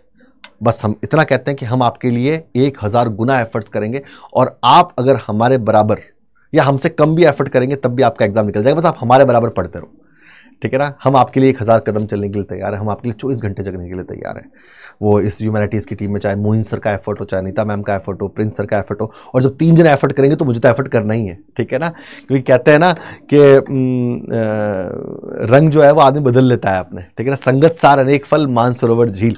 संगत जिसकी अच्छी होती है फिर वो आदमी आगे ही बढ़ता है, तो मेरी संगत अच्छी है, ठीक है। तो आप अड्डा 24/7 का ऐप डाउनलोड करो बच्चों। किसका करो? अड्डा 24/7 का ऐप डाउनलोड करो, और ये रहा ऐप, ठीक है। साथ में वन शॉट सब टीचर्स के आ रहे हैं, मेरे भी वन शॉट्स आ रहे हैं। इसके लिए आपको अलग से प्लेलिस्ट मिल जाएगी डिस्क्रिप्शन के अंदर। ये मैं लेसन नंबर ओल्ड बुक का लेसन नंबर 6 पढ़ा, न्यू बुक का लेसन नंबर 6 पढ़ा रहा हूँ, NCERT 12th का, और ओल्ड बुक का लेसन नंबर 7 पढ़ा रहा हूँ, ठीक है ना। तो आपको डिस्क्रिप्शन में जो है वो वहाँ पर आपको जो है वो प्लेलिस्ट मिल जाएगी, जहाँ पर बाकी के वन शॉट और बाकी वन शॉट भी यहीं आने वाले हैं। हम चैप्टर करते हैं पूरा रिकॉर्डिंग मैनर में, और फिर लाइव मैनर में हम क्वेश्चन सॉल्व करते हैं। तो ये आपके लिए एक एफर्ट है, ठीक है। चलें, तो आप ऐप डाउनलोड करें प्ले स्टोर से, ऐप स्टोर से। सबसे इंपॉर्टेंट बात है, इतने तो अपन टेक्नो फ्रेंडली हो चुके हैं आज की दुनिया में, ठीक है, या गूगल से। जैसे आप ऐप डाउनलोड करेंगे बच्चों, एक आपके सामने UG PG एंट्रेंस करके आएगा, इसको सिलेक्ट करना। जैसे इसको सिलेक्ट करोगे आप CUT UG को सिलेक्ट करना है आपको। जैसे CUT UG को सिलेक्ट करोगे, CUT आर्ट्स यानी कि ह्यूमैनिटी सिलेक्ट करना है। और आप लोगों के लिए एक बहुत ही ज़बरदस्त स्कीम है हमारे पास में, CUT का एक बैच समर्थ 2.0 बैच, जिसमें CUT प्लस बोर्ड्स दोनों की कंबाइंड तैयारी करवा रहे हैं। हम फरवरी मार्च तक जो है वो पढ़ेंगे क्या आपका बोर्ड्स, और उसके बाद में हम स्विच हो जाएंगे CUT के ऊपर। साथ के अंदर ही सबसे इंपॉर्टेंट बात है कि आप संडे को बैठ करके आपने GT इंग्लिश, GT और लैंग्वेज की क्लासेस ले ली, जो CUT का पार्ट है। तो पूरे साल भर आप GT और इंग्लिश और लैंग्वेज पढ़ रहे हो, जिसमें क्वांट आ गई, रीजनिंग आ गई, GK आ गया, साथ में लैंग्वेज जो भी आपने चूज की हिंदी और इंग्लिश वो आ गई। साथ में भाई डोमेन्स जो है वो तो आप पढ़ ही रहे हो, सब्जेक्ट्स हैं आपके, पॉलिटी पढ़ रहे हो, आप हिस्ट्री पढ़ रहे हो, या इकोनॉमी पढ़ रहे हो, ज्योग्राफी पढ़ रहे हो, जो भी आपने पेयर ले रखा है उसकी तैयारी भी साथ चल रही है। और तैयारी का फायदा क्या है, हम इसी मोड ऑफ में पढ़ा रहे हैं कि 12th में भी अच्छे मार्क्स बन जाए और CUT का बच्चा क्लियर हो जाए, और क्लियर ना हो जाए उसको बड़ा कॉलेज मिल जाए, लड़कियों को मिरिंडा हाउस मिल जाए, ठीक है ना, लेडी श्री राम कॉलेज मिल जाए, ठीक है ना, हिंदू कॉलेज मिल जाए, करोड़ी मिल जाए, हंसराज मिल जाए, LSR मिल जाए। तो ये सबसे इंपॉर्टेंट बात है यहाँ पे, ठीक है, ठीक है। तो यहाँ पर हम करेंगे बाय नाउ पर क्लिक करेंगे, और यहाँ कोड लगाएंगे हम, ठीक है। यहाँ लगाएंगे हम code Y sir G20 apply, इसको अप्लाई कर देंगे हम, ठीक है। क्या है? Y सर G20, ये मेरा डिस्काउंट कोड है। इसके फायदे क्या होंगे, और आपको लगभग ये CUT प्लस बोर्ड का जो कोर्स है, इसमें आपको GT प्लस लैंग्वेज प्लस आपको 4 डोमेन वो मिल रहा है। ये आपको लगभग 2100 रुपये का डिस्काउंट मिलेगा, 9,959 रुपये, 9,959 रुपीज़ का पड़ेगा। सर इसमें क्या कुछ मिलेगा? ये मेरा कोड है, डिस्काउंट कोड है। सबसे इंपॉर्टेंट बात है इसमें क्या मिलेगा, मेरी email ID आपको दूंगा मैं आपकी मेंटरशिप के लिए, yashvardhan.singh@adda247.com, ये मेरी email ID है। इस पे आपको मेंटरशिप मिलेगी। जब आप ईमेल आईडी पे आ जाओगे तो हम कभी बात कर सकते हैं, क्योंकि एक तैयारी में, एक प्रिपरेशन में बहुत सारे साइकोलॉजिकल दबाव झेलता है बच्चा। वो पढ़े कैसे, क्या पढ़े, क्यों पढ़े, समझ नहीं आ रहा है। तो आप हमसे, मैं कहूँगा कि आधी रात को भी एक मैसेज करके, और सुबह हम आपको रिप्लाई करेंगे, और आपको जो पढ़ना है, जो समझना है उसको समझाएंगे, या एक्स्ट्रा एफर्ट्स हम करेंगे। साथ में आपको इसमें डेली लाइव क्लासेस मिल जाएंगी, प्लस रिकॉर्डेड। जो बच्चा लाइव देख पाएगा वो रिकॉर्डेड देख लेगा। आपको DPPs डेली मिल जाएंगी, सैंपल प्रैक्टिस पेपर आपको मिल जाएंगे, नोट्स तो आपको हम देंगे, और नोट्स के भी कई सारे फॉर्म, फुल लेंथ नोट्स मिलेंगे, रिवीजन नोट्स मिलेंगे, और शॉर्ट नोट्स मिलेंगे। साथ में प्रैक्टिस क्लासेस मिलेंगी, प्रैक्टिस सेशन मिलेंगे, बुक्स हैं आप लोगों के लिए यहाँ पर, और प्रैक्टिस पेपर है आप लोगों के लिए यहाँ पर। डाउट सेशन 1 to 1, हम डाउट सेशन के अलग क्लासेस लेंगे आप लोगों के लिए, ठीक है ना। जैसे फर्स्ट बुक पूरी करवा दी और सेकंड बुक शुरू करा दी, तो फर्स्ट बुक का रिवीजन शुरू कर देंगे अलग से एक्स्ट्रा क्लासेस में, और डाउट सेशन लेना शुरू कर देंगे, 1 to 1 डाउट सेशंस, ठीक है। ओके और कोड ये लगाना है YSIRGE20, जिससे कि आप इस मेरी मेंटरशिप और इन सब एफर्ट्स का फायदा उठा सको, ठीक है। और डिस्क्रिप्शन में प्लेलिस्ट दे रखी है, तो वहां से आप ले सकते हो। चलो ये काम हुआ और अपन आगे पढ़ना शुरू करते हैं, ठीक है। अब आगे पढ़ना हम शुरू करते हैं, ठीक है। तो यहाँ पे हम ट्रांसपोर्टेशन, मोड ऑफ ट्रांसपोर्टेशन की बात कर रहे थे। तो सबसे पहले ट्रांसपोर्टेशन होता क्या है, ठीक है ना, इसको हम पढ़ लेते हैं, ठीक है ना। सबसे पहले ट्रांसपोर्टेशन क्या होता है? The transport is the services और the facility by which people, material and the manufactured goods are the physically carried from the location to another location. भाई लोकेशन ए लोकेशन से बी लोकेशन पे आपको, आप या तो गुड्स पहुंचा दो, सामान पहुंचा दो, या फिर लोगों को पहुंचा दो, वही ट्रांसपोर्टेशन इन सिंपल वे, ठीक है ना। अब transportation distance can be measured, ठीक है ना। और मोड ऑफ ट्रांसपोर्टेशन क्या है? 4 मोड ऑफ ट्रांसपोर्टेशन है, रेल, वाटर, एयर और रेल, और by road, by train, by air और बाय शिप। अब यहां पर इन ट्रांसपोर्टेशन डिस्टेंस को जो मेजर करते हैं वो 3 तरीके से करते हैं, kilometre distance, time distance and cost distance. Kilometre distance जो होता है वो it is the actual distance of the route length and measured in the kilometre of miles. भाई दिल्ली से जयपुर 300 किलोमीटर है मान लो, है ना, 290 275। तो इस किलोमीटर डिस्टेंस का मतलब क्या है कि दोनों के बीच में कितनी दूरी है, उसे किलोमीटर डिस्टेंस का। टाइम डिस्टेंस मतलब इस 300 किलोमीटर को क्रॉस करने में कितना टाइम लगेगा, उसे टाइम डिस्टेंस कहता है। तभी तो कॉस्ट निकलेगी। Time distance is the time taken the travel और अ पर्टिकुलर रूट, ठीक है, कितना टाइम लगने वाला है। And cost distance it is the cost to the expenses of the travelling on the route. जब इन तीनों को मेजर कर लेंगे तभी तो अपन जाकर के, मान लो पैसेंजर से अपन किराया लेंगे या किसी बहुत बड़े बल्क की गुड को सप्लाई कर रहे हैं, तो उसका रेंट, उसका किराया उसी हिसाब से जो है वो तय होने वाला है। तो 3 तरह के होते हैं, किलोमीटर डिस्टेंस, टाइम डिस्टेंस, और अगर हम बात कर लें तो कोस्ट डिस्टेंस। तो it is the actually distance of the route, time मतलब कितना टाइम लगेगा, और कोस्ट मतलब कितना पैसा लगेगा इस 300 किलोमीटर के डिस्टेंस को क्रॉस करने में। चले in the selecting the mode of the transport the distance is the determine the factor the iso शोर लाइंस, है ना। तो मोड ऑफ ट्रांसपोर्ट कौन सा है ना, उससे जो distance is the determine factor, important factor हो जाता है, डिटरमाइन फैक्टर हो जाता है। आइसो शोर लाइंस क्या होती हैं? The draw on a map to the joint places equal in the term of the time taken reach them. उन्हें आइसोक्रोनल लाइन से करते हैं। जैसे मान लो ये दिल्ली है, दिल्ली से जयपुर और दिल्ली से चंडीगढ़ सेम टाइम लगता है, ठीक है ना। तो ये आइसोक्रोनल लाइन से करेक्ट, ये आइसोक्रोनल लाइन हो गई, है ना। सेम टाइम लगता है, 3 घंटे, 3.5 घंटे एंड 3.5 घंटे, कोई भी जगह हो सकती है इसमें से, मैं एग्जांपल के लिए समझा रहा हूँ आपको, ठीक है। तो आइसोक्रोनल लाइन क्या होती है? क्वेश्चन पूछता है, सीयूटी और बोर्ड्स दोनों के लिए इंपॉर्टेंट है, the drawn on a map to join places equal in the term of the time taken to reach them, ठीक है ना। ओके अब बात करते हैं factor affecting transport. The factor affecting transport demand the size of the population influence the demand of for the transport. The bigger the size of the population the higher is the transportation demand. इसलिए तो बहुत बड़े बड़े अपने देश में भी और पूरी दुनिया में बहुत बड़े बड़े हाईवेज बन रहे हैं, एक्सप्रेस वेज बन रहे हैं, बहुत सारे जो है वो मोड ऑफ ट्रांसपोर्टेशन बन रहे हैं, जिससे कि लोग ज़्यादा से ज़्यादा जो है, जो बढ़ती हुई जो पॉपुलेशन उसकी ट्रांसपोर्टेशन की डिमांड को फुलफिल किया जा सके।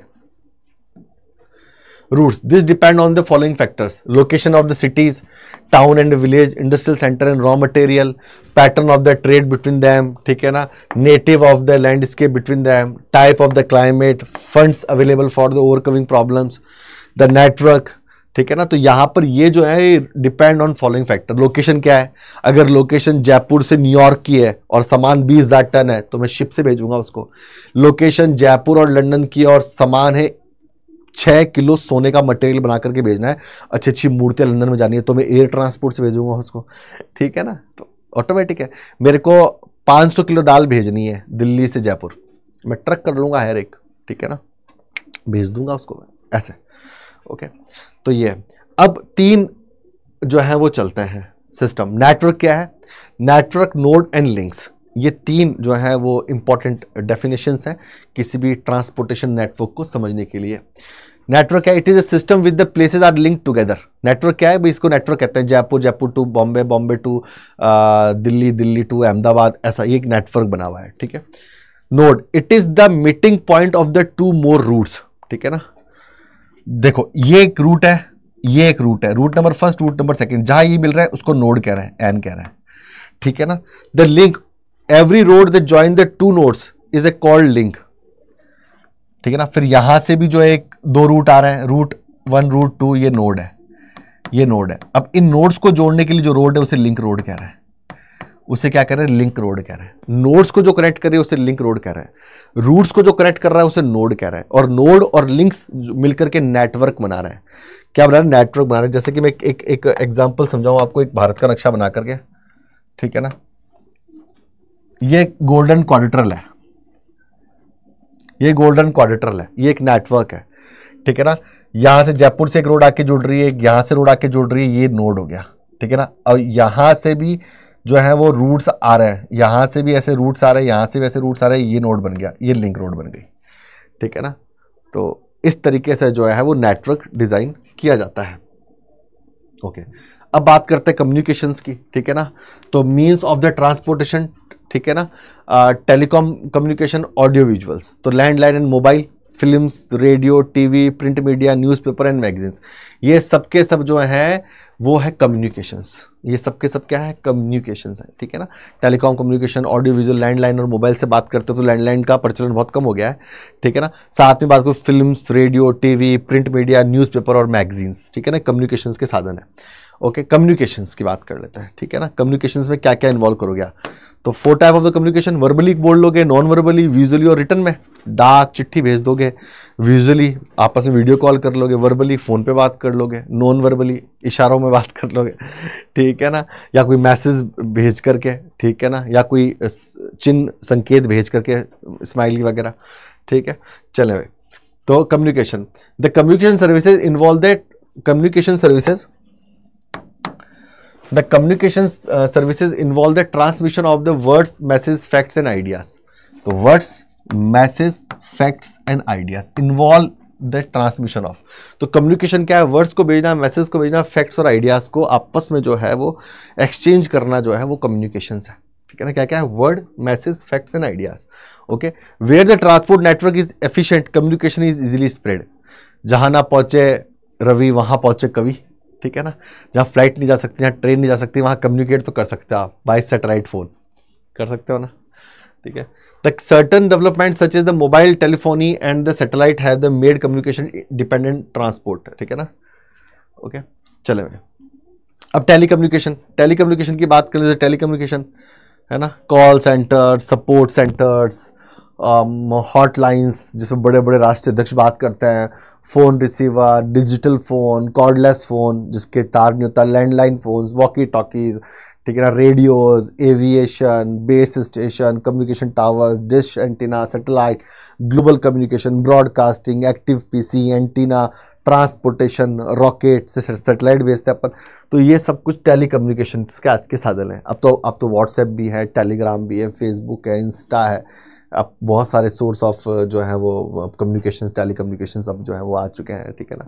बहुत सारे व्हाट्सएप कॉल कर सकते हो, ठीक है ना, फेस टाइम कर सकते हो एप्पल पर जा करके, ठीक है। चले भाई, telecommunications, the recent advancement of the like mobile telephony have the made communication direct and instantaneous at the any time and from the anywhere. The radio and the television also help to relay news आती है ना, आज तक news चलती है, radio पर भी news आती है, ये आकाशवाणी है। Telephone calls to vast audience around the world and hence they are the term as mass media.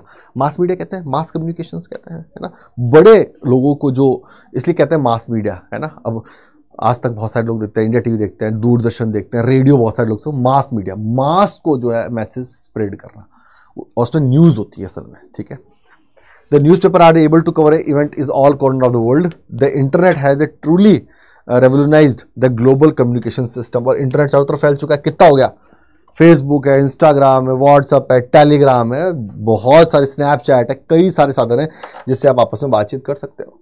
Simple है ना, टेली कम्युनिकेशन है, सिंपल है, ये भी सर्विस सेक्टर का पार्ट है, ठीक है ना। क्या है, अब सर्विसेज की बात कर लेते हैं। तो टेलीकम्युनिकेशन हो गया, कम्युनिकेशन हो गया, ट्रांसपोर्टेशन हो गया, मार्केटिंग हो गई, urban and rural, wholesaler and retailers, ठीक है ना, उसमें कोऑपरेटिव मार्केट हो गई, चेन स्टोर हो गए, डिपार्टमेंटल स्टोर्स हो गए, होलसेलर्स हो गए, रिटेलर्स हो गए, इन सिंपल मैनर।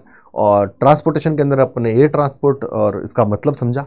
वैसे ट्रांसपोर्टेशन का हमारा लेसन अलग से है जो हम इसके बाद पढ़ने वाले हैं, लेकिन साथ में हमने किलोमीटर डिस्टेंस जाना, कोच डिस्टेंस, टाइम डिस्टेंस और आइसोक्रोनस लाइन्स जो कि सेम ट्रेवल टाइम वाली एरियाज को करेक्ट करती है, ठीक है।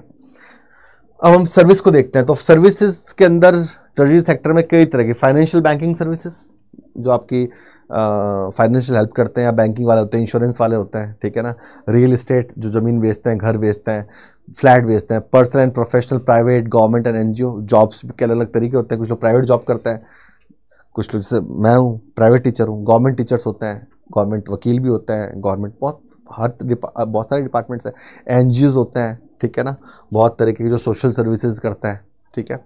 तो ये सर्विसेज का जो है वो मार्केशन है यहाँ पर टोटल, कि कितने तरीके की सर्विसेज होती है, ठीक है ना, कितने तरीके की सर्विस होती है, services. The services occur at, और ये सर्विसेज के बदले ये लोग आपसे पैसे लेते हैं in simple manner.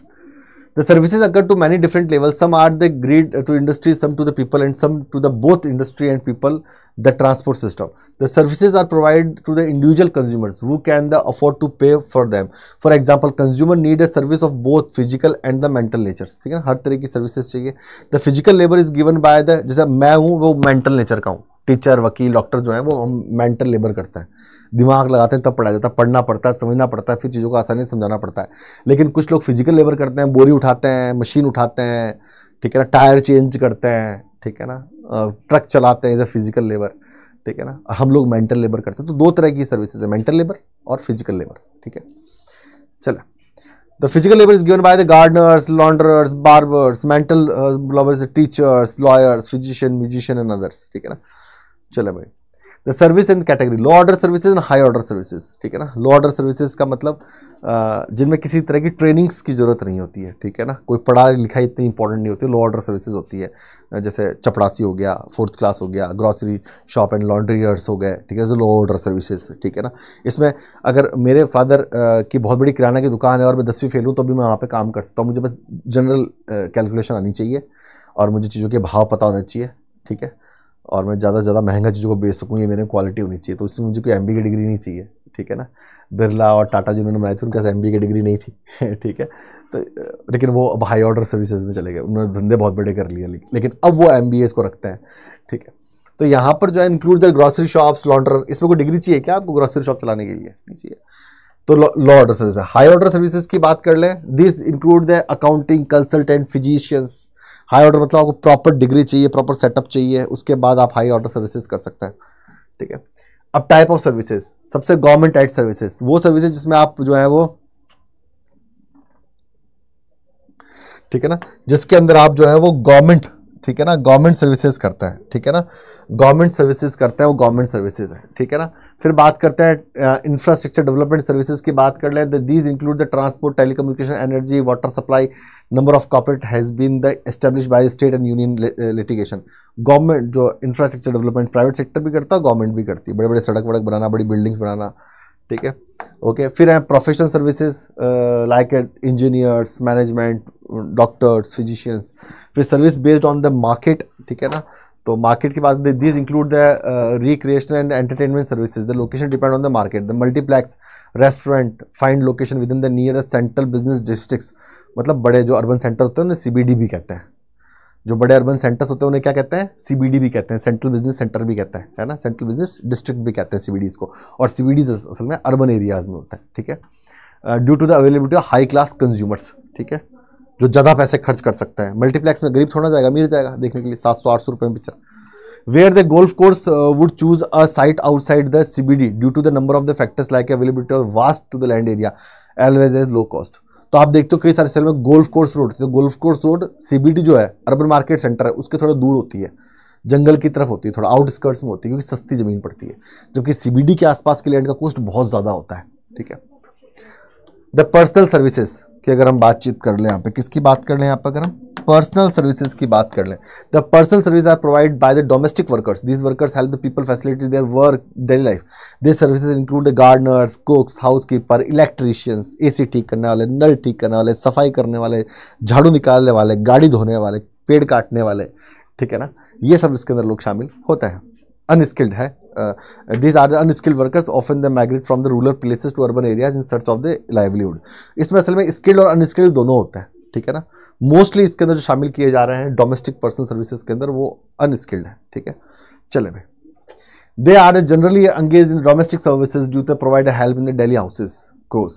This includes the housekeepers, cooks and gardeners. This is and the unorganized service sectors. ठीक है ना, कैसे सर्विस सेक्टर में अनऑर्गेनाइज्ड, ऑर्गेनाइज सर्विस सेक्टर होता है इसके बारे में गवर्नमेंट को पता होता है, जो टैक्सेशन देते हैं। अनऑर्गेनाइज्ड होता है जो कुछ भी काम कर लेते हैं, वो अनऑर्गेनाइज्ड है। This is and the unorganise service sector. The example of Mumbai dabbawala, tiffin होता है ना, टिफिन सप्लाई करते हैं, आपके घर से टिफिन लिया और आपके पति, आपके भाई, आपके दादा, आपके काका कहीं जॉब करते हैं तो उनको वहाँ से आपके घर से टिफिन लेकर के उन तक पहुँचा देते हैं। टिफिन डब्बे वाला बहुत फेमस है, ठीक है ना, Bombay. The people engage in the treasury activities. Treasury activities में कौन कौन से पीपल एंगेज हैं? Every society is served by the number of the services. Thus, the eye of the people are the aging more this sector day by day. But this situation different in the developed and developing countries. अब अगर हम देखते हैं developing countries में treasury sector कम develop हुआ है, जबकि developed countries America और यूरोप में ट्रेजरी सेक्टर बहुत डेवलप हो रहा है। धीरे धीरे डेवलपिंग कंट्रीज लाइक इंडिया के अंदर भी ट्रेजरी सेक्टर जो है, सर्विस सेक्टर जो है, धीरे धीरे बहुत डेवलप हो रहा है। हम देखते हैं गुड़गांव, फरीदाबाद, नोएडा, दिल्ली, पुणे, सूरत, अहमदाबाद, बेंगलोर, चेन्नई, ये अर्बन सेंटर्स डेवलप हो रहे हैं। अर्बन सेंटर्स के डेवलप होने का मेन रीजन है जॉब्स, और जॉब्स आ रही है सर्विस सेक्टर से, ट्रेड से। तो धीरे धीरे उसमें पीपल जो है वो हो रहे हैं। Example, the proportion of the workers employed in the service sector is higher in the developed perching countries, whereas the proportion of the workers employed in this sector is the comparatively low in less developed countries. तो आप देखते हैं developed countries के अंदर जो है service sector बहुत ज़्यादा विकसित हो गया है, जबकि डेवलपिंग कंट्रीज में अभी भी प्राइमरी और सेकेंडरी सेक्टर में बहुत लोग लगे हुए हैं। इंडिया के अंदर भी है कि इंडिया में लगभग 55 से 60% लोग प्राइमरी एक्टिविटीज़ में लगे हुए हैं। सर्विस सेक्टर अब धीरे धीरे जो है सर्विस सेक्टर ग्रो कर रहा है। जैसे जैसे देश की इकोनॉमी का साइज बढ़ रहा है, जीडीपी पर कैपिटा बढ़ता है, वैसे वैसे लोग सर्विस सेक्टर की तरफ जा रहे हैं, नौकरियों की तरफ जा रहे हैं धीरे धीरे, ठीक है। This employment in this sector is showing the ever increasing trend, वो ना करो बढ़ता जा रहा है। While it is remained the unchanged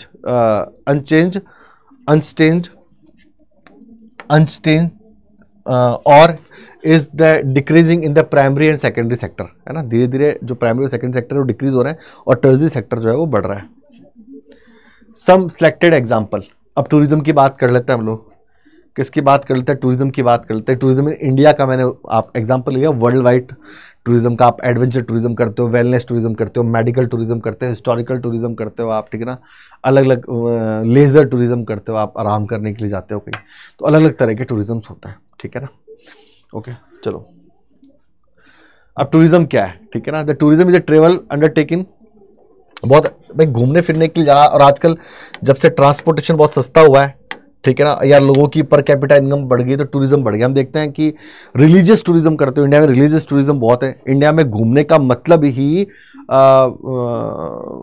किसी मंदिर में जाना है, बद्रीनाथ, केदारनाथ, सोमनाथ, महाकाल, ओकारेश्वर, वाराणसी, प्रयागराज, अयोध्या, सोमनाथ, ठीक है ना, मदुरई, है ना, तो आप जाते हो वहाँ पे, ठीक है ना, साईं बाबा के, ठीक है ना, अजमेर में दरगाह चिश्ती जाते, अजमेर में जाते हो, ठीक है ना, दरगाह साहब के, तो आप ये कर रहे हो, घूम रहे हो, है ना। और ये जो है रिलीजियस है। आप फतेहपुर सीकरी देखने जा रहे हो, दिल्ली का ओल्ड किला, आमेर फोर्ट देखने जा रहे हो, चित्तौड़गढ़ फोर्ट देखने जा रहे हो, आप हिस्टोरिकल टूरिज्म कर रहे हो।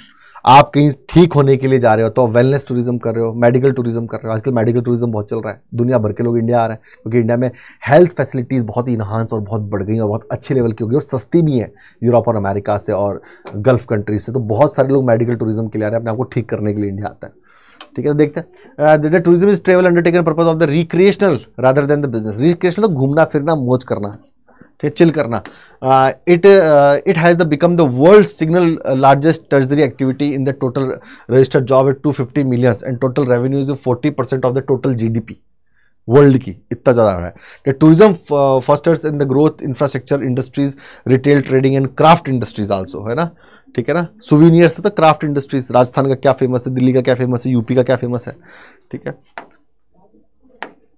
अब टूरिस्ट रीजन कौन कौन से होंगे अलग अलग देशों में, अलग अलग। जब मेडिटेरियन सी की बात कर लेते हैं, हम हिमालय की बात कर लेते हैं, वेस्टर्न घाट्स की बात कर लेते हैं इंडिया में, जो बहुत ही सुदिंग से हैं, जो कि बहुत तेज सर्दियों में आपको गर्मी का एहसास दें, सर्दियों में आप स्कीइंग जाके करो बर्फ के ऊपर, तो इस तरह के एरियाज हैं जो अट्रैक्ट करें आपको। The warmer place around the Mediterranean coast, the west coast of the India are some of the popular tourist destination in the world. तो मेडिटेरियन कोस्ट जो है वो south in Europe and north in Africa, Mediterranean sea, France, नीचे अगर हम जाते हैं तो इटली की बात करते हैं, ट्यूनीशिया, मोरक्को की बात करते हैं, सिसिली की बात करते हैं, माल्टा की बात करते हैं, इधर पोर्चुगल, स्पेन की बात करते हैं, तो बहुत लोग घूमने जाते हैं।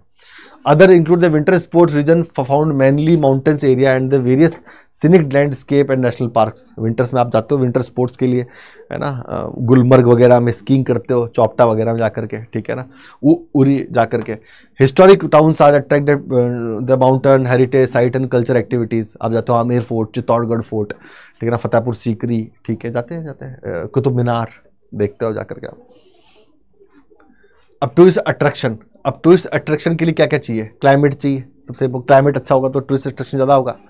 अभी इंडिया में बहुत सारे लोग जो पहाड़ों में जाते हैं, अभी बारिश चालू होगी तो लोग वेस्टर्न घाट्स में जाएंगे देखने के लिए, गोवा जाएंगे, कुर्ग जाएंगे, ठीक है ना, मुनार जाएंगे, ठीक है ना, साउथ के अंदर, ठीक है, बद्रीनाथ केदारनाथ जाएंगे। The climatic condition is any region decided the demand for the tourism. तो भाई मैं भी जाता हूँ गर्मियों के अंदर, मैं जाता हूँ सांगला, रेकोंग पियो हिमाचल के अंदर, ठीक है ना, या फिर चौपटा, ठीक है ना। सर्दियों, मुझे गर्मी में सर्दियों का एहसास चाहिए, सूदिंग सा एनवायरनमेंट चाहिए। अगर मुझे बहुत सारी बर्फ देखनी है तो मैं जाता हूँ गुलमर्ग, ठीक है ना, एक अच्छा प्लेस है, ठीक है, ओके, देखने के लिए। The climatic condition, for example the colder region want to visit those places where the climate is warm and sunny for the beach holidays. अब जैसे अमेरिका और यूरोप के अंदर बहुत तेज ठंड पड़ती है तो वो चाहते हैं कि ठंड के अंदर वो एक ऐसी जगह जाएं जहाँ अच्छी सी बारिश हो और सूरज भी चमकता हो, तो मेडिटेरियन के एरियाज में आ जाएंगे अपना हॉलीडे बनाने के लिए। The climate is one of the main reason that tourism as the furnished in southern Europe and Mediterranean region. The climate is the Mediterranean region is the relatively warmer and compare to the other part in Europe. तो लोग जो है वो sun bath लेने के लिए वहाँ आते हैं, क्योंकि यूरोप में टेम्परेचर -20 -30 तक हो जाता है, नॉर्वे वगैरह का, है ना। The offer the higher temperature, long area of sunshine, low rainfall throughout the holiday season. People going to winter holiday have the specific climatic requirements such is the higher temperature than the other their homelands, ठीक है ना, अपने homelands की तुलना में ज़्यादा temperature वाली जगहों पर जाता है, ठीक है। लैंडस्केप्स की बात कर ले, दिखने में कैसा है, सुंदर है कि नहीं है, ठीक है ना, लैंडस्केप्स हो गई, ठीक है ना। हिस्ट्री एंड आर्ट, फोर्ट्स हैं, कैसल्स हैं, ठीक है ना, बैटल फील्ड्स हैं, चर्च, जैसे अपन कहते हैं ना हल्दी घाटी, तो लोग हल्दी घाटी बहुत घूमने जाते हैं। चित्तौड़गढ़ फोर्ट, कुंभलगढ़ फोर्ट, महाराणा प्रताप कहाँ रहते हैं, शिवाजी के फोर्ट्स देखने जाते हैं वेस्टर्न घाट्स के अंदर, सतारा वगैरह में। कल्चरल एंड इकोनॉमी, ठीक है ना, कल्चर कैसा है, कथकली है, भारतनाट्यम है, आते हैं देखने के लिए इंडिया में, ठीक है ना। कल्चर्स देखने के लिए बहुत सारे लोग आते हैं, ठीक है ना, ठीक है ना, ओके। और पॉकेट फ्रेंडली होना चाहिए, इकोनॉमिकली सस्ता होना चाहिए, ठीक है ना। मैं यहाँ से इसलिए इसको नहीं पढ़ा रहा क्योंकि मैं समझा दिया, जो समझा दिया वो इसमें लिखा हुआ है, ठीक है ना, ओके। हेरिटेज जाते हैं मणिकरण में, कुर्ग वगैरह में, ठीक है ना। मेडिकल टूरिज्म के लिए आते हैं लोग ट्रीटमेंट कराने के लिए, इंडिया का मेडिकल टूरिज्म बहुत अच्छा है, बहुत अच्छे अपोलो हॉस्पिटल है, फोर्टीज़ है, पारस हॉस्पिटल की बात हम कर लें, ठीक है ना, एक्शन बालाजी की बात कर लें, मैक्स हॉस्पिटल की बात कर लें, ऐसी CS की बिरला हॉस्पिटल्स की बात, लीलावती की, बॉम्बे हॉस्पिटल्स की बात, एम्स की बात कर लें, तो दुनिया भर से सस्ता इलाज होता है और बहुत ही अच्छा इलाज मिलता है, ठीक है ना। तो लोग मेडिकल टूरिज्म भी जो है वो आजकल यहाँ पर कर रहे हैं, ठीक है, ओके। क्या कर रहे हैं, मेडिकल टूरिज्म भी यहाँ पर लोग कर रहे हैं, ओके। क्या कर रहे हैं, मेडिकल टूरिज्म जो है वो लगातार यहाँ कर रहे हैं, क्योंकि और देशों से सस्ता पड़ता है, ठीक है। अब हम बात करते हैं क्वार्टनरीज एक्टिविटीज़ की। किसकी बात करते हैं, क्वार्टनरी एक्टिविटीज़ की। हमने सर्विस सेक्टर की बात करी, एक बिजनेस एग्जीक्यूटिव की बात कर लें, एक असिस्टेंट मैनेजर की बात कर लें, एक सीनियर मैनेजर की बात कर लें, एक GM और VP की बात कर लें। लेकिन क्वार्टनरी एक्टिविटीज़ क्या है, ये हायर सर्विस सेक्टर की एक्टिविटीज़ है। कैसी हायर सर्विस सेक्टर की एक्टिविटीज में CEOs, ठीक है ना, इसमें रिसर्च एंड डेवलपमेंट वगैरह होता है, एनालिसिस होता है, क्वांटम कंप्यूटिंग होती है, उसे क्वार्टनरी सर्विसेज कहते हैं, ठीक है। ये सर्विस सेक्टर का एक पार्ट है लेकिन उससे थोड़ा ऊपर है, ठीक है ना। एक सीनियर मैनेजर सर्विस सेक्टर का आदमी है, लेकिन एक CEO, एक R&D वाला सीनियर साइंटिस्ट, वो क्वार्टनरी सेक्टर का आदमी है, ठीक है।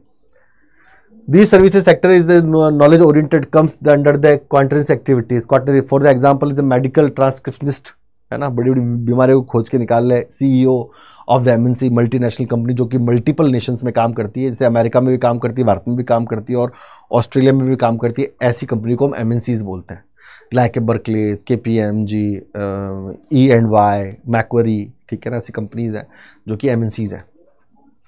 They are the highly skilled professional with the deep knowledge in the particular field, ठीक है ना। These activities center around the research, development, may be seen by advancement from the service involving the specialist knowledge and the technical skills. The quaternary activities involve the collection, production and distribution, ठीक है ना, ये इसके अंदर शामिल किया जाता है। That's the way, higher hand, research, analysis and all, ठीक है। अब बात करते हैं क्वाटनरी सेक्टर्स की।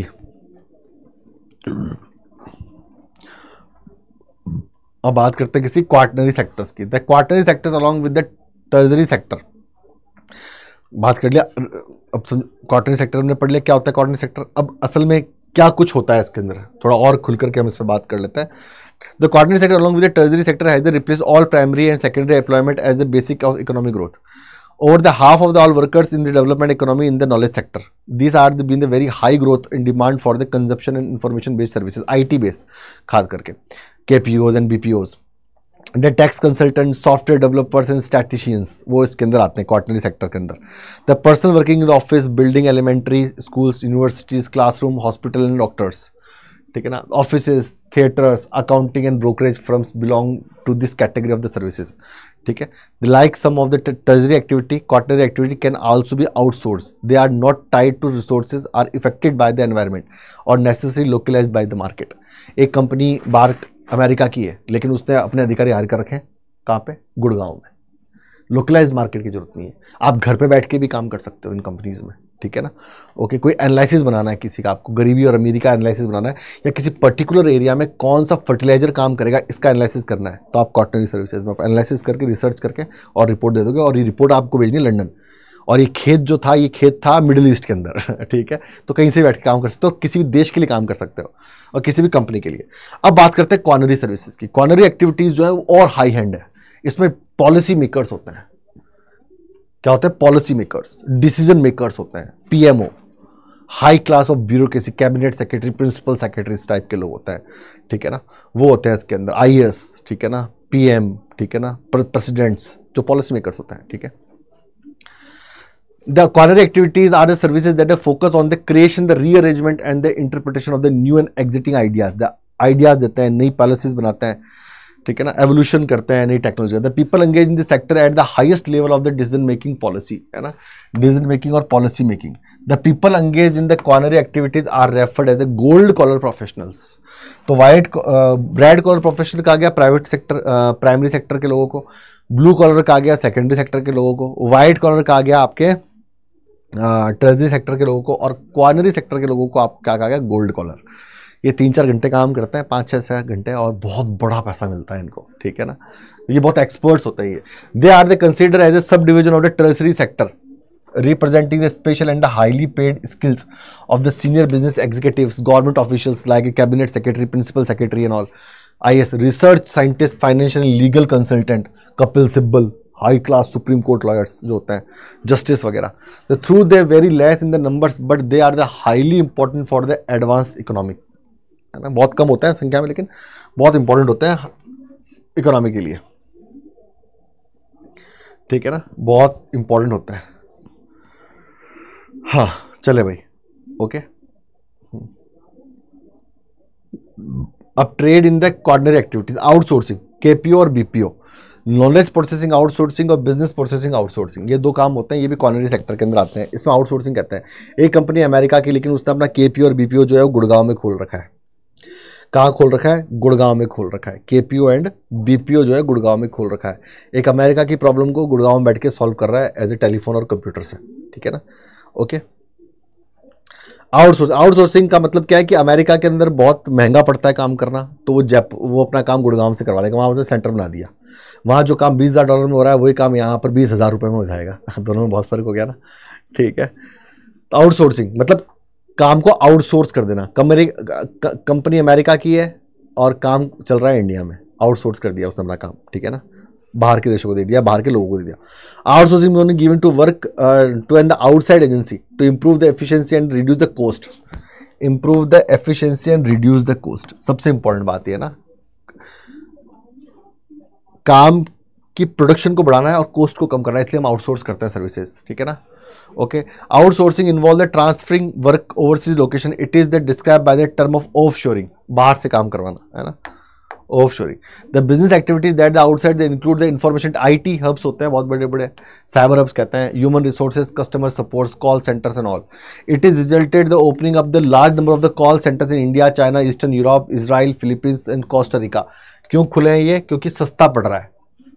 आपका कंप्यूटर खराब हो गया, आप अमेरिका में रहते हो, आप अमेरिकन हो, आपने फ़ोन किया, वो फ़ोन आ रहा है गुड़गांव में, तो आपको लग रहा है कि अमेरिका फ़ोन कर रहे हो आप, अमेरिका के व्यक्ति के मैं अपनी ये जो मेरी कंपनी है जिसका लैपटॉप मैंने लिया है ये ढंग से काम नहीं कर रहा, आपने फ़ोन किया, हेलो इज माई कंप्यूटर, वहाँ पे वो बैठा है अपना रमेश कुमार, उसको आता है अमेरिकन एक्सेंट में बात करना, yes sir please, cut cut cut cut, ठीक कर देगा कंप्यूटर बैठा बैठा, आउटसोर्स कर दिया, खेल खत्म, ठीक है ना, सस्ते में। ये रमेश कुमार 20,000 में आ गया है आपका, और ये 12 घंटे काम करने वाला है आपके लिए ठीक है। तो that's the way is the outsourcing. The outsourcing is coming those country where the cheap and skilled worker are available, ठीक है ना। आउटसोर्स जो करती है वो डेवलप कंट्री है, और आउटसोर्सिंग जहाँ हो रही है वो है डेवलपिंग कंट्रीज लाइक इंडिया और ये सब, चाइना वगैरह, ठीक है ना, Israel and Philippines. Due to the availability of work this countries by the outsourcing the rate of the migration has come down. फिर लोग नहीं जाएंगे फिर बाहर काम ढूंढने के लिए, उनको जब घर में ही काम मिल जाएगा तो simple. These reasons behind the continuous flow of the outsourcing, minimum cost required to the operate offices in developing countries। आप घर से भी कर सकते हो, आपने एक कॉल सेंटर खोल लिया, आपने अप्लाई कर दिया, उस कंपनी ने आपको हायर कर लिया, भाई मैं इस डेटा मैनेजमेंट में एक्सपर्ट हूँ, तो आपकी कोई भी प्रॉब्लम हुई तो मैं सॉल्व कर दूंगा, फिर वो आपसे डील कर लेंगे, आप महीने कितने पैसे देंगे। एक अमेरिका की कंपनी है या यूरोप की या फ्रांस की कंपनी है, आप घर बैठे बैठे काम कर रहे हो।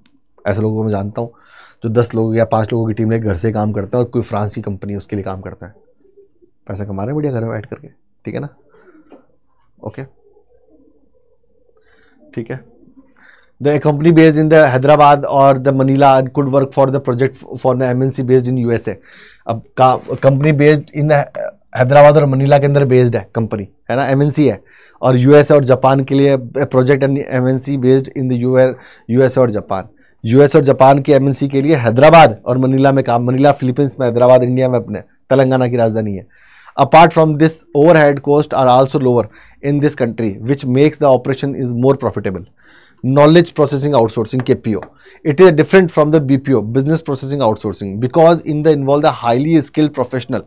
ठीक है ना, KPO is a mainly information based knowledge outsourcing. It is a very important because they enables companies to create additional business opportunities. नई KPOs है ना, नई बिजनेस, तो KPO बहुत ही एडवांस है।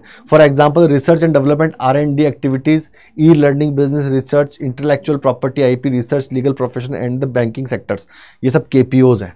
BPOs सिंपल कॉल सेंटर्स हैं जो सिंपल प्रॉब्लम सॉल्व करते हो, और जो ज़्यादा रिसर्च अगर करते हो KPOs के अंदर होता है। अब डिजिटल डिवाइडेड क्या है, ठीक है ना, डिजिटल डिवाइड है कि आपका, जैसे मेरे देश में 5G चल रहा है, ठीक है ना, 5G आ गया अपने, हो सकता है किसी देश में 7G चल रहा हो। अब हमारे तो 5G आ गया, लेकिन पाकिस्तान में आज भी 2G और 3G चल रहा है, तो डिजिटल डिवाइड है ना, हम उनसे डिजिटली ज़्यादा है, और डिजिटली ज़्यादा अमेरिका और यूरोप हमसे ज़्यादा डिजिटली जो है वो एम्पावर है, ठीक है ना। तो ये जो फ़र्क है दुनिया में, ठीक है ना, इंफ्रास्ट्रक्चर का, इंफॉर्मेशन का, टेक्नोलॉजी का, इसे कहते हैं डिजिटल डिवाइडेड, ठीक है। The digital divide basically describe the uneven development of the information and communication technology। कहीं तो ये टेक्नोलॉजी बहुत बढ़ गई और कहीं बहुत कम है, तो ये जो अनइवन डेवलपमेंट है पूरी दुनिया के अंदर, कि अमेरिका और यूरोप बहुत आगे है, जापान बहुत आगे, ऑस्ट्रेलिया बहुत आगे, लेकिन अफ्रीका बहुत पीछे है, इंडिया तो धीरे धीरे आगे आ रहा है, बहुत आगे आ रहा है। इसमें तो हमने पूरी दुनिया को अपना लोहा मनवा दिया IT के अंदर, तो ठीक है। विप्रो, इन्फोसिस, TCS जैसी कंपनियां हमारे देश की हैं, ठीक है ना, जो बहुत बड़ी कंपनियां हैं। These are the wide-ranging economic, political, and the social differences between the developed and developing countries, and even among the developing countries, ठीक है ना। तो इसे कहते हैं डिजिटल डिवाइडेड। क्या कहते हैं, डिजिटल डिवाइडेड जो है वो इसे कहा जाता है, ठीक है। चलो भाई, अब हम बात करते हैं यहाँ पर आकर के कि आपका ये लेसन मैंने पूरा करवा दिया है, ठीक है ना। ये पूरा का टर्जरी, क्वार्टनरी और क्वार्नरी सेक्टर्स आपका जो है वो कंप्लीट हो गया है, ठीक है। अब हम बात करते हैं कि आप जो है ये वन शॉट्स कहाँ मिलेंगे आपको, बाकी लेसन्स के वन शॉट, और अभी भी बुक सेकंड तो पूरी बाकी उसके वन शॉट्स आएंगे। तो डिस्क्रिप्शन में जो है वो प्लेलिस्ट दे रखी है, ठीक है। साथ के अंदर ही मैं आपको बता दूं कि CUT Adda 24/7 आपके लिए समर 2.0 लेके आया, जिसमें CUT प्लस बोर्ड्स की हम तैयारी आपको लगातार करवा रहे हैं। और ये तैयारी हम ही क्यों करा रहे हैं, और हम ये क्यों दावा कर रहे हैं कि हम अच्छी कर सकते हैं, क्योंकि हमारे पास में बहुत अच्छे रिजल्ट्स हैं, हम फेमस हैं, और वो फेमस है आपकी वजह से। आप यहाँ आते हो, हमें मौका देते हो कि आप हमसे पढ़ें, और हम मिलकर के जो है एक रिजल्ट तैयार करते हैं, एक अच्छा रिजल्ट तैयार करते हैं, एक फ्रूटफुल रिजल्ट तैयार करते हैं, जो हमें भी इंस्पायर करता है। और सबसे इंपॉर्टेंट बात है कि जब आप अच्छे कॉलेजेस में सेलेक्ट होते हो, अच्छे 12th में मार्क्स लाते हो, तो आपके जूनियर्स भी उससे इंस्पायर होते हैं। तो एक ऐसी एक्टिविटीज़ में हम भी इंस्पायर हो रहे हैं, जूनियर्स भी इंस्पायर हो रहे हैं, और आज के इस इतने बड़े मार्केट के अंदर, इस साइबर वर्ल्ड के अंदर, ठीक है ना, एक अच्छा टीचर मिल जाना, एक अच्छा इंस्टीट्यूशन मिल जाना अपने आप में बहुत ज़रूरी है। और एक अच्छा इंस्टीट्यूशन, एक अच्छा टीचर, एक अच्छा स्टूडेंट मिलकर के चमत्कार कर सकता है। वो चाणक्य ने क्या रखा है ना कि प्रलय और निर्माण के, वो कहता है, उसको राजा बोलता है कि क्या मेरे से भीख मांगने आया तो एक साधारण शिक्षक है, ठीक है ना, शिक्षक और टीचर है। चाणक्य को कहता है मगध का राजा, चंद्रगुप्त से पहले, जिसको फिर चंद्रगुप्त हटाता है और फिर राजा बनता है चाणक्य के दिशा निर्देशन में, ठीक है। तो कहता है कि ये साधारण शिक्षक, तो फिर चाणक्य बोलता है शिक्षक कभी साधारण नहीं होता, प्रलय और निर्माण उसकी गोद में खेलता है, मतलब कंस्ट्रक्शन और डिस्ट्रक्शन दोनों उसकी गोद में खेलता है। तो ये है कि हम प्रलय और निर्माण के साधन हैं हम लोग, और हमें चाहिए कि हमारे बच्चे बहुत अच्छे रिजल्ट्स लेके आएँ, जिससे आने वाली पीढ़ियों को, फ्यूचरिस्टिक आपके जूनियर्स को बहुत अच्छा सा जो है वो एक टच मिले और वो आगे जाएँ। तो इसके लिए आपको क्या करना है, इसके लिए साधन चाहिए, टूल्स चाहिए, किताबें चाहिए, कॉपियाँ चाहिए, पढ़ने के लिए पेन चाहिए। भाई बिना टूल्स के, बिना हथियारों के हर लड़ाई अधूरी है। तो उसका हथियार, और ये हथियार कंस्ट्रक्शन वाला है, तोड़ने वाला नहीं है, जोड़ने वाला है। 24/7 आप आएँ, आप गूगल प्ले स्टोर से, ऐप स्टोर से, आई थिंक आप बहुत टेक्नो फ्रेंडली है तो आप ऐप डाउनलोड कर लें। जैसे आप ऐप डाउनलोड करेंगे, ऑल कोर्सेज में आप जाएंगे, ठीक है ना, आप जैसे ऑल कोर्सेज में जाएंगे, ठीक है, आप, क्या हुआ भाई, इंटरनेट स्लो है क्या?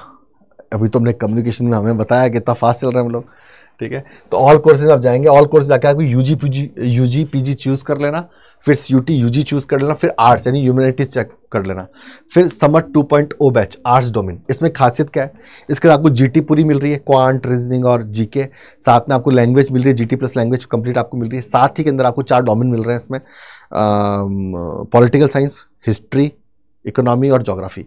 पॉलिटिकल साइंस मोइन सर से बढ़िया कोई नहीं, अनिता मैम से बेहतरीन कोई नहीं, और प्रिंस सर से जोरदार कोई नहीं। और जब ये तीनों इतने महान है, इतने ज़बरदस्त एफर्ट्स कर रहे हैं बच्चों के लिए, और इनका तो नाम है, तो फिर तो मैं ऑटोमेटिक, मुझे तो एफर्ट करना ही करना पड़ेगा, ठीक है ना, ठीक है ना। बगुला बगुले के देख के रंग बदलता है, ठीक है ना। तो यहाँ पर सबसे इंपॉर्टेंट बात है कि एक बढ़िया एफर्ट वाली टीम है जो आपको आपके अच्छे मार्क्स भी दिलाएगी और कॉलेज तक ले जाएगी, क्योंकि CUT प्लस बोर्ड्स दोनों शामिल हैं। और ये एफर्ट भी हम आपको बताएंगे कैसे इसको करना है, ये स्ट्रैटेजी हम डिस्कस करेंगे। तो ये लाइव बैच है, जो बच्चे लाइव नहीं देख पाएंगे वो बाद में रिकॉर्डेड क्लास ले सकते हैं, ठीक है। तो आप बाय नाउ पर जाएं, सबसे इंपॉर्टेंट है, और कोड लगाएं। यहाँ पर कोड लगाएंगे YSIR-G20, अप्लाई कर देंगे इसको, ठीक है ना। YSIR-G20 कोड अप्लाई कर देंगे,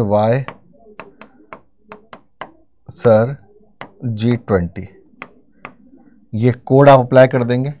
9959 में ये आपको कोर्स जो है वो मिल जाएगा, ठीक है ना। YSIR-G20 कोड लगाएंगे, इसमें आपको लाइव प्लस रिकॉर्डेड बैच, मतलब लाइव क्लास मिलेगी है। फिर बाद में आप चाहे तो नहीं देख पाए, मान लो किस दिन आप शादी में चले गए तो रिकॉर्डेड क्लास देख लेंगे। डाउट सेशंस होंगे आपके, DPPs होंगी, प्रैक्टिस सेट्स होंगे, आपके नोट्स मिलेंगे, नोट्स भी 3 फॉर्म में, कंप्लीट नोट्स तो मिलेंगे, रिवीजन नोट्स, शॉर्ट नोट्स मिलेंगे, डाउट सेशन अलग से होने वाले हैं, सैम्पल प्रैक्टिस पेपर की जो है टेस्ट क्लासेस होने वाली हैं। सबसे दोनों को साथ लेके चलेंगे, जब बोर्ड्स एग्जाम आएंगे तो बोर्ड्स पे जोड़ देंगे, आपका रिवीजन करवाएंगे, फिर CUT आएगा तो CUT पे जोड़ देंगे। और सबसे इंपॉर्टेंट बात है कि जब दोनों साल में एक साथ मिला करके पढ़ने वाले हैं, क्योंकि CUT में परसेंटेज का कोई मतलब नहीं है, लेकिन फिर भी हम बोर्ड्स पे भी गौर करेंगे, क्योंकि अच्छे परसेंटेज आपको साइकोलॉजिकल विन करते हैं कि आपका एकेडमिक्स जो है अच्छे से पूरा होता है, तो एक कहीं ना कहीं पूरी जिंदगी भर कॉन्फिडेंस बना रहता है, ठीक है ना, ओके। और जब CUT अच्छा हो जाएगा तो अच्छा कॉलेज मिल जाएगा। तो एक तरीके से कहते हैं ना 5 उंगलियां घी में, ठीक है। तो आज ही आप ये कोर्स लें, YSIR-G20 कोड लगा के, साथ में मेरा ईमेल ID जो कि आपकी कभी भी मदद करेगा जब भी आपको मेरी ज़रूरत होगी, ठीक है ना। तो आप लें इसको YASHWARDAN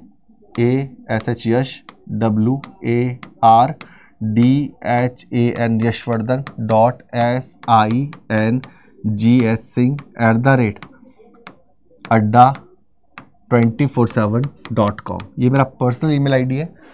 और जब भी आप अकेले महसूस करें इस रण के अंदर अपने आप को, तब मैं आपके साथ खड़ा रहूँगा, ठीक है ना। मैं ये तो नहीं कहूँगा कि मैं कृष्ण हूँ, ठीक है ना, लेकिन अगर आप अर्जुन होंगे तो मैं कृष्ण बनने की कोशिश कर लूँगा, ठीक है। तो खुश रहे, आबाद रहे, जिंदाबाद रहे। CUT Adda 24/7 को लाइक करें, सब्सक्राइब करो, शेयर करें और चैनल को प्रेम दें, और ऐप जरूर डाउनलोड करें, और साथ में YSIR-G20, ठीक है ना, code for success. Thank you so much.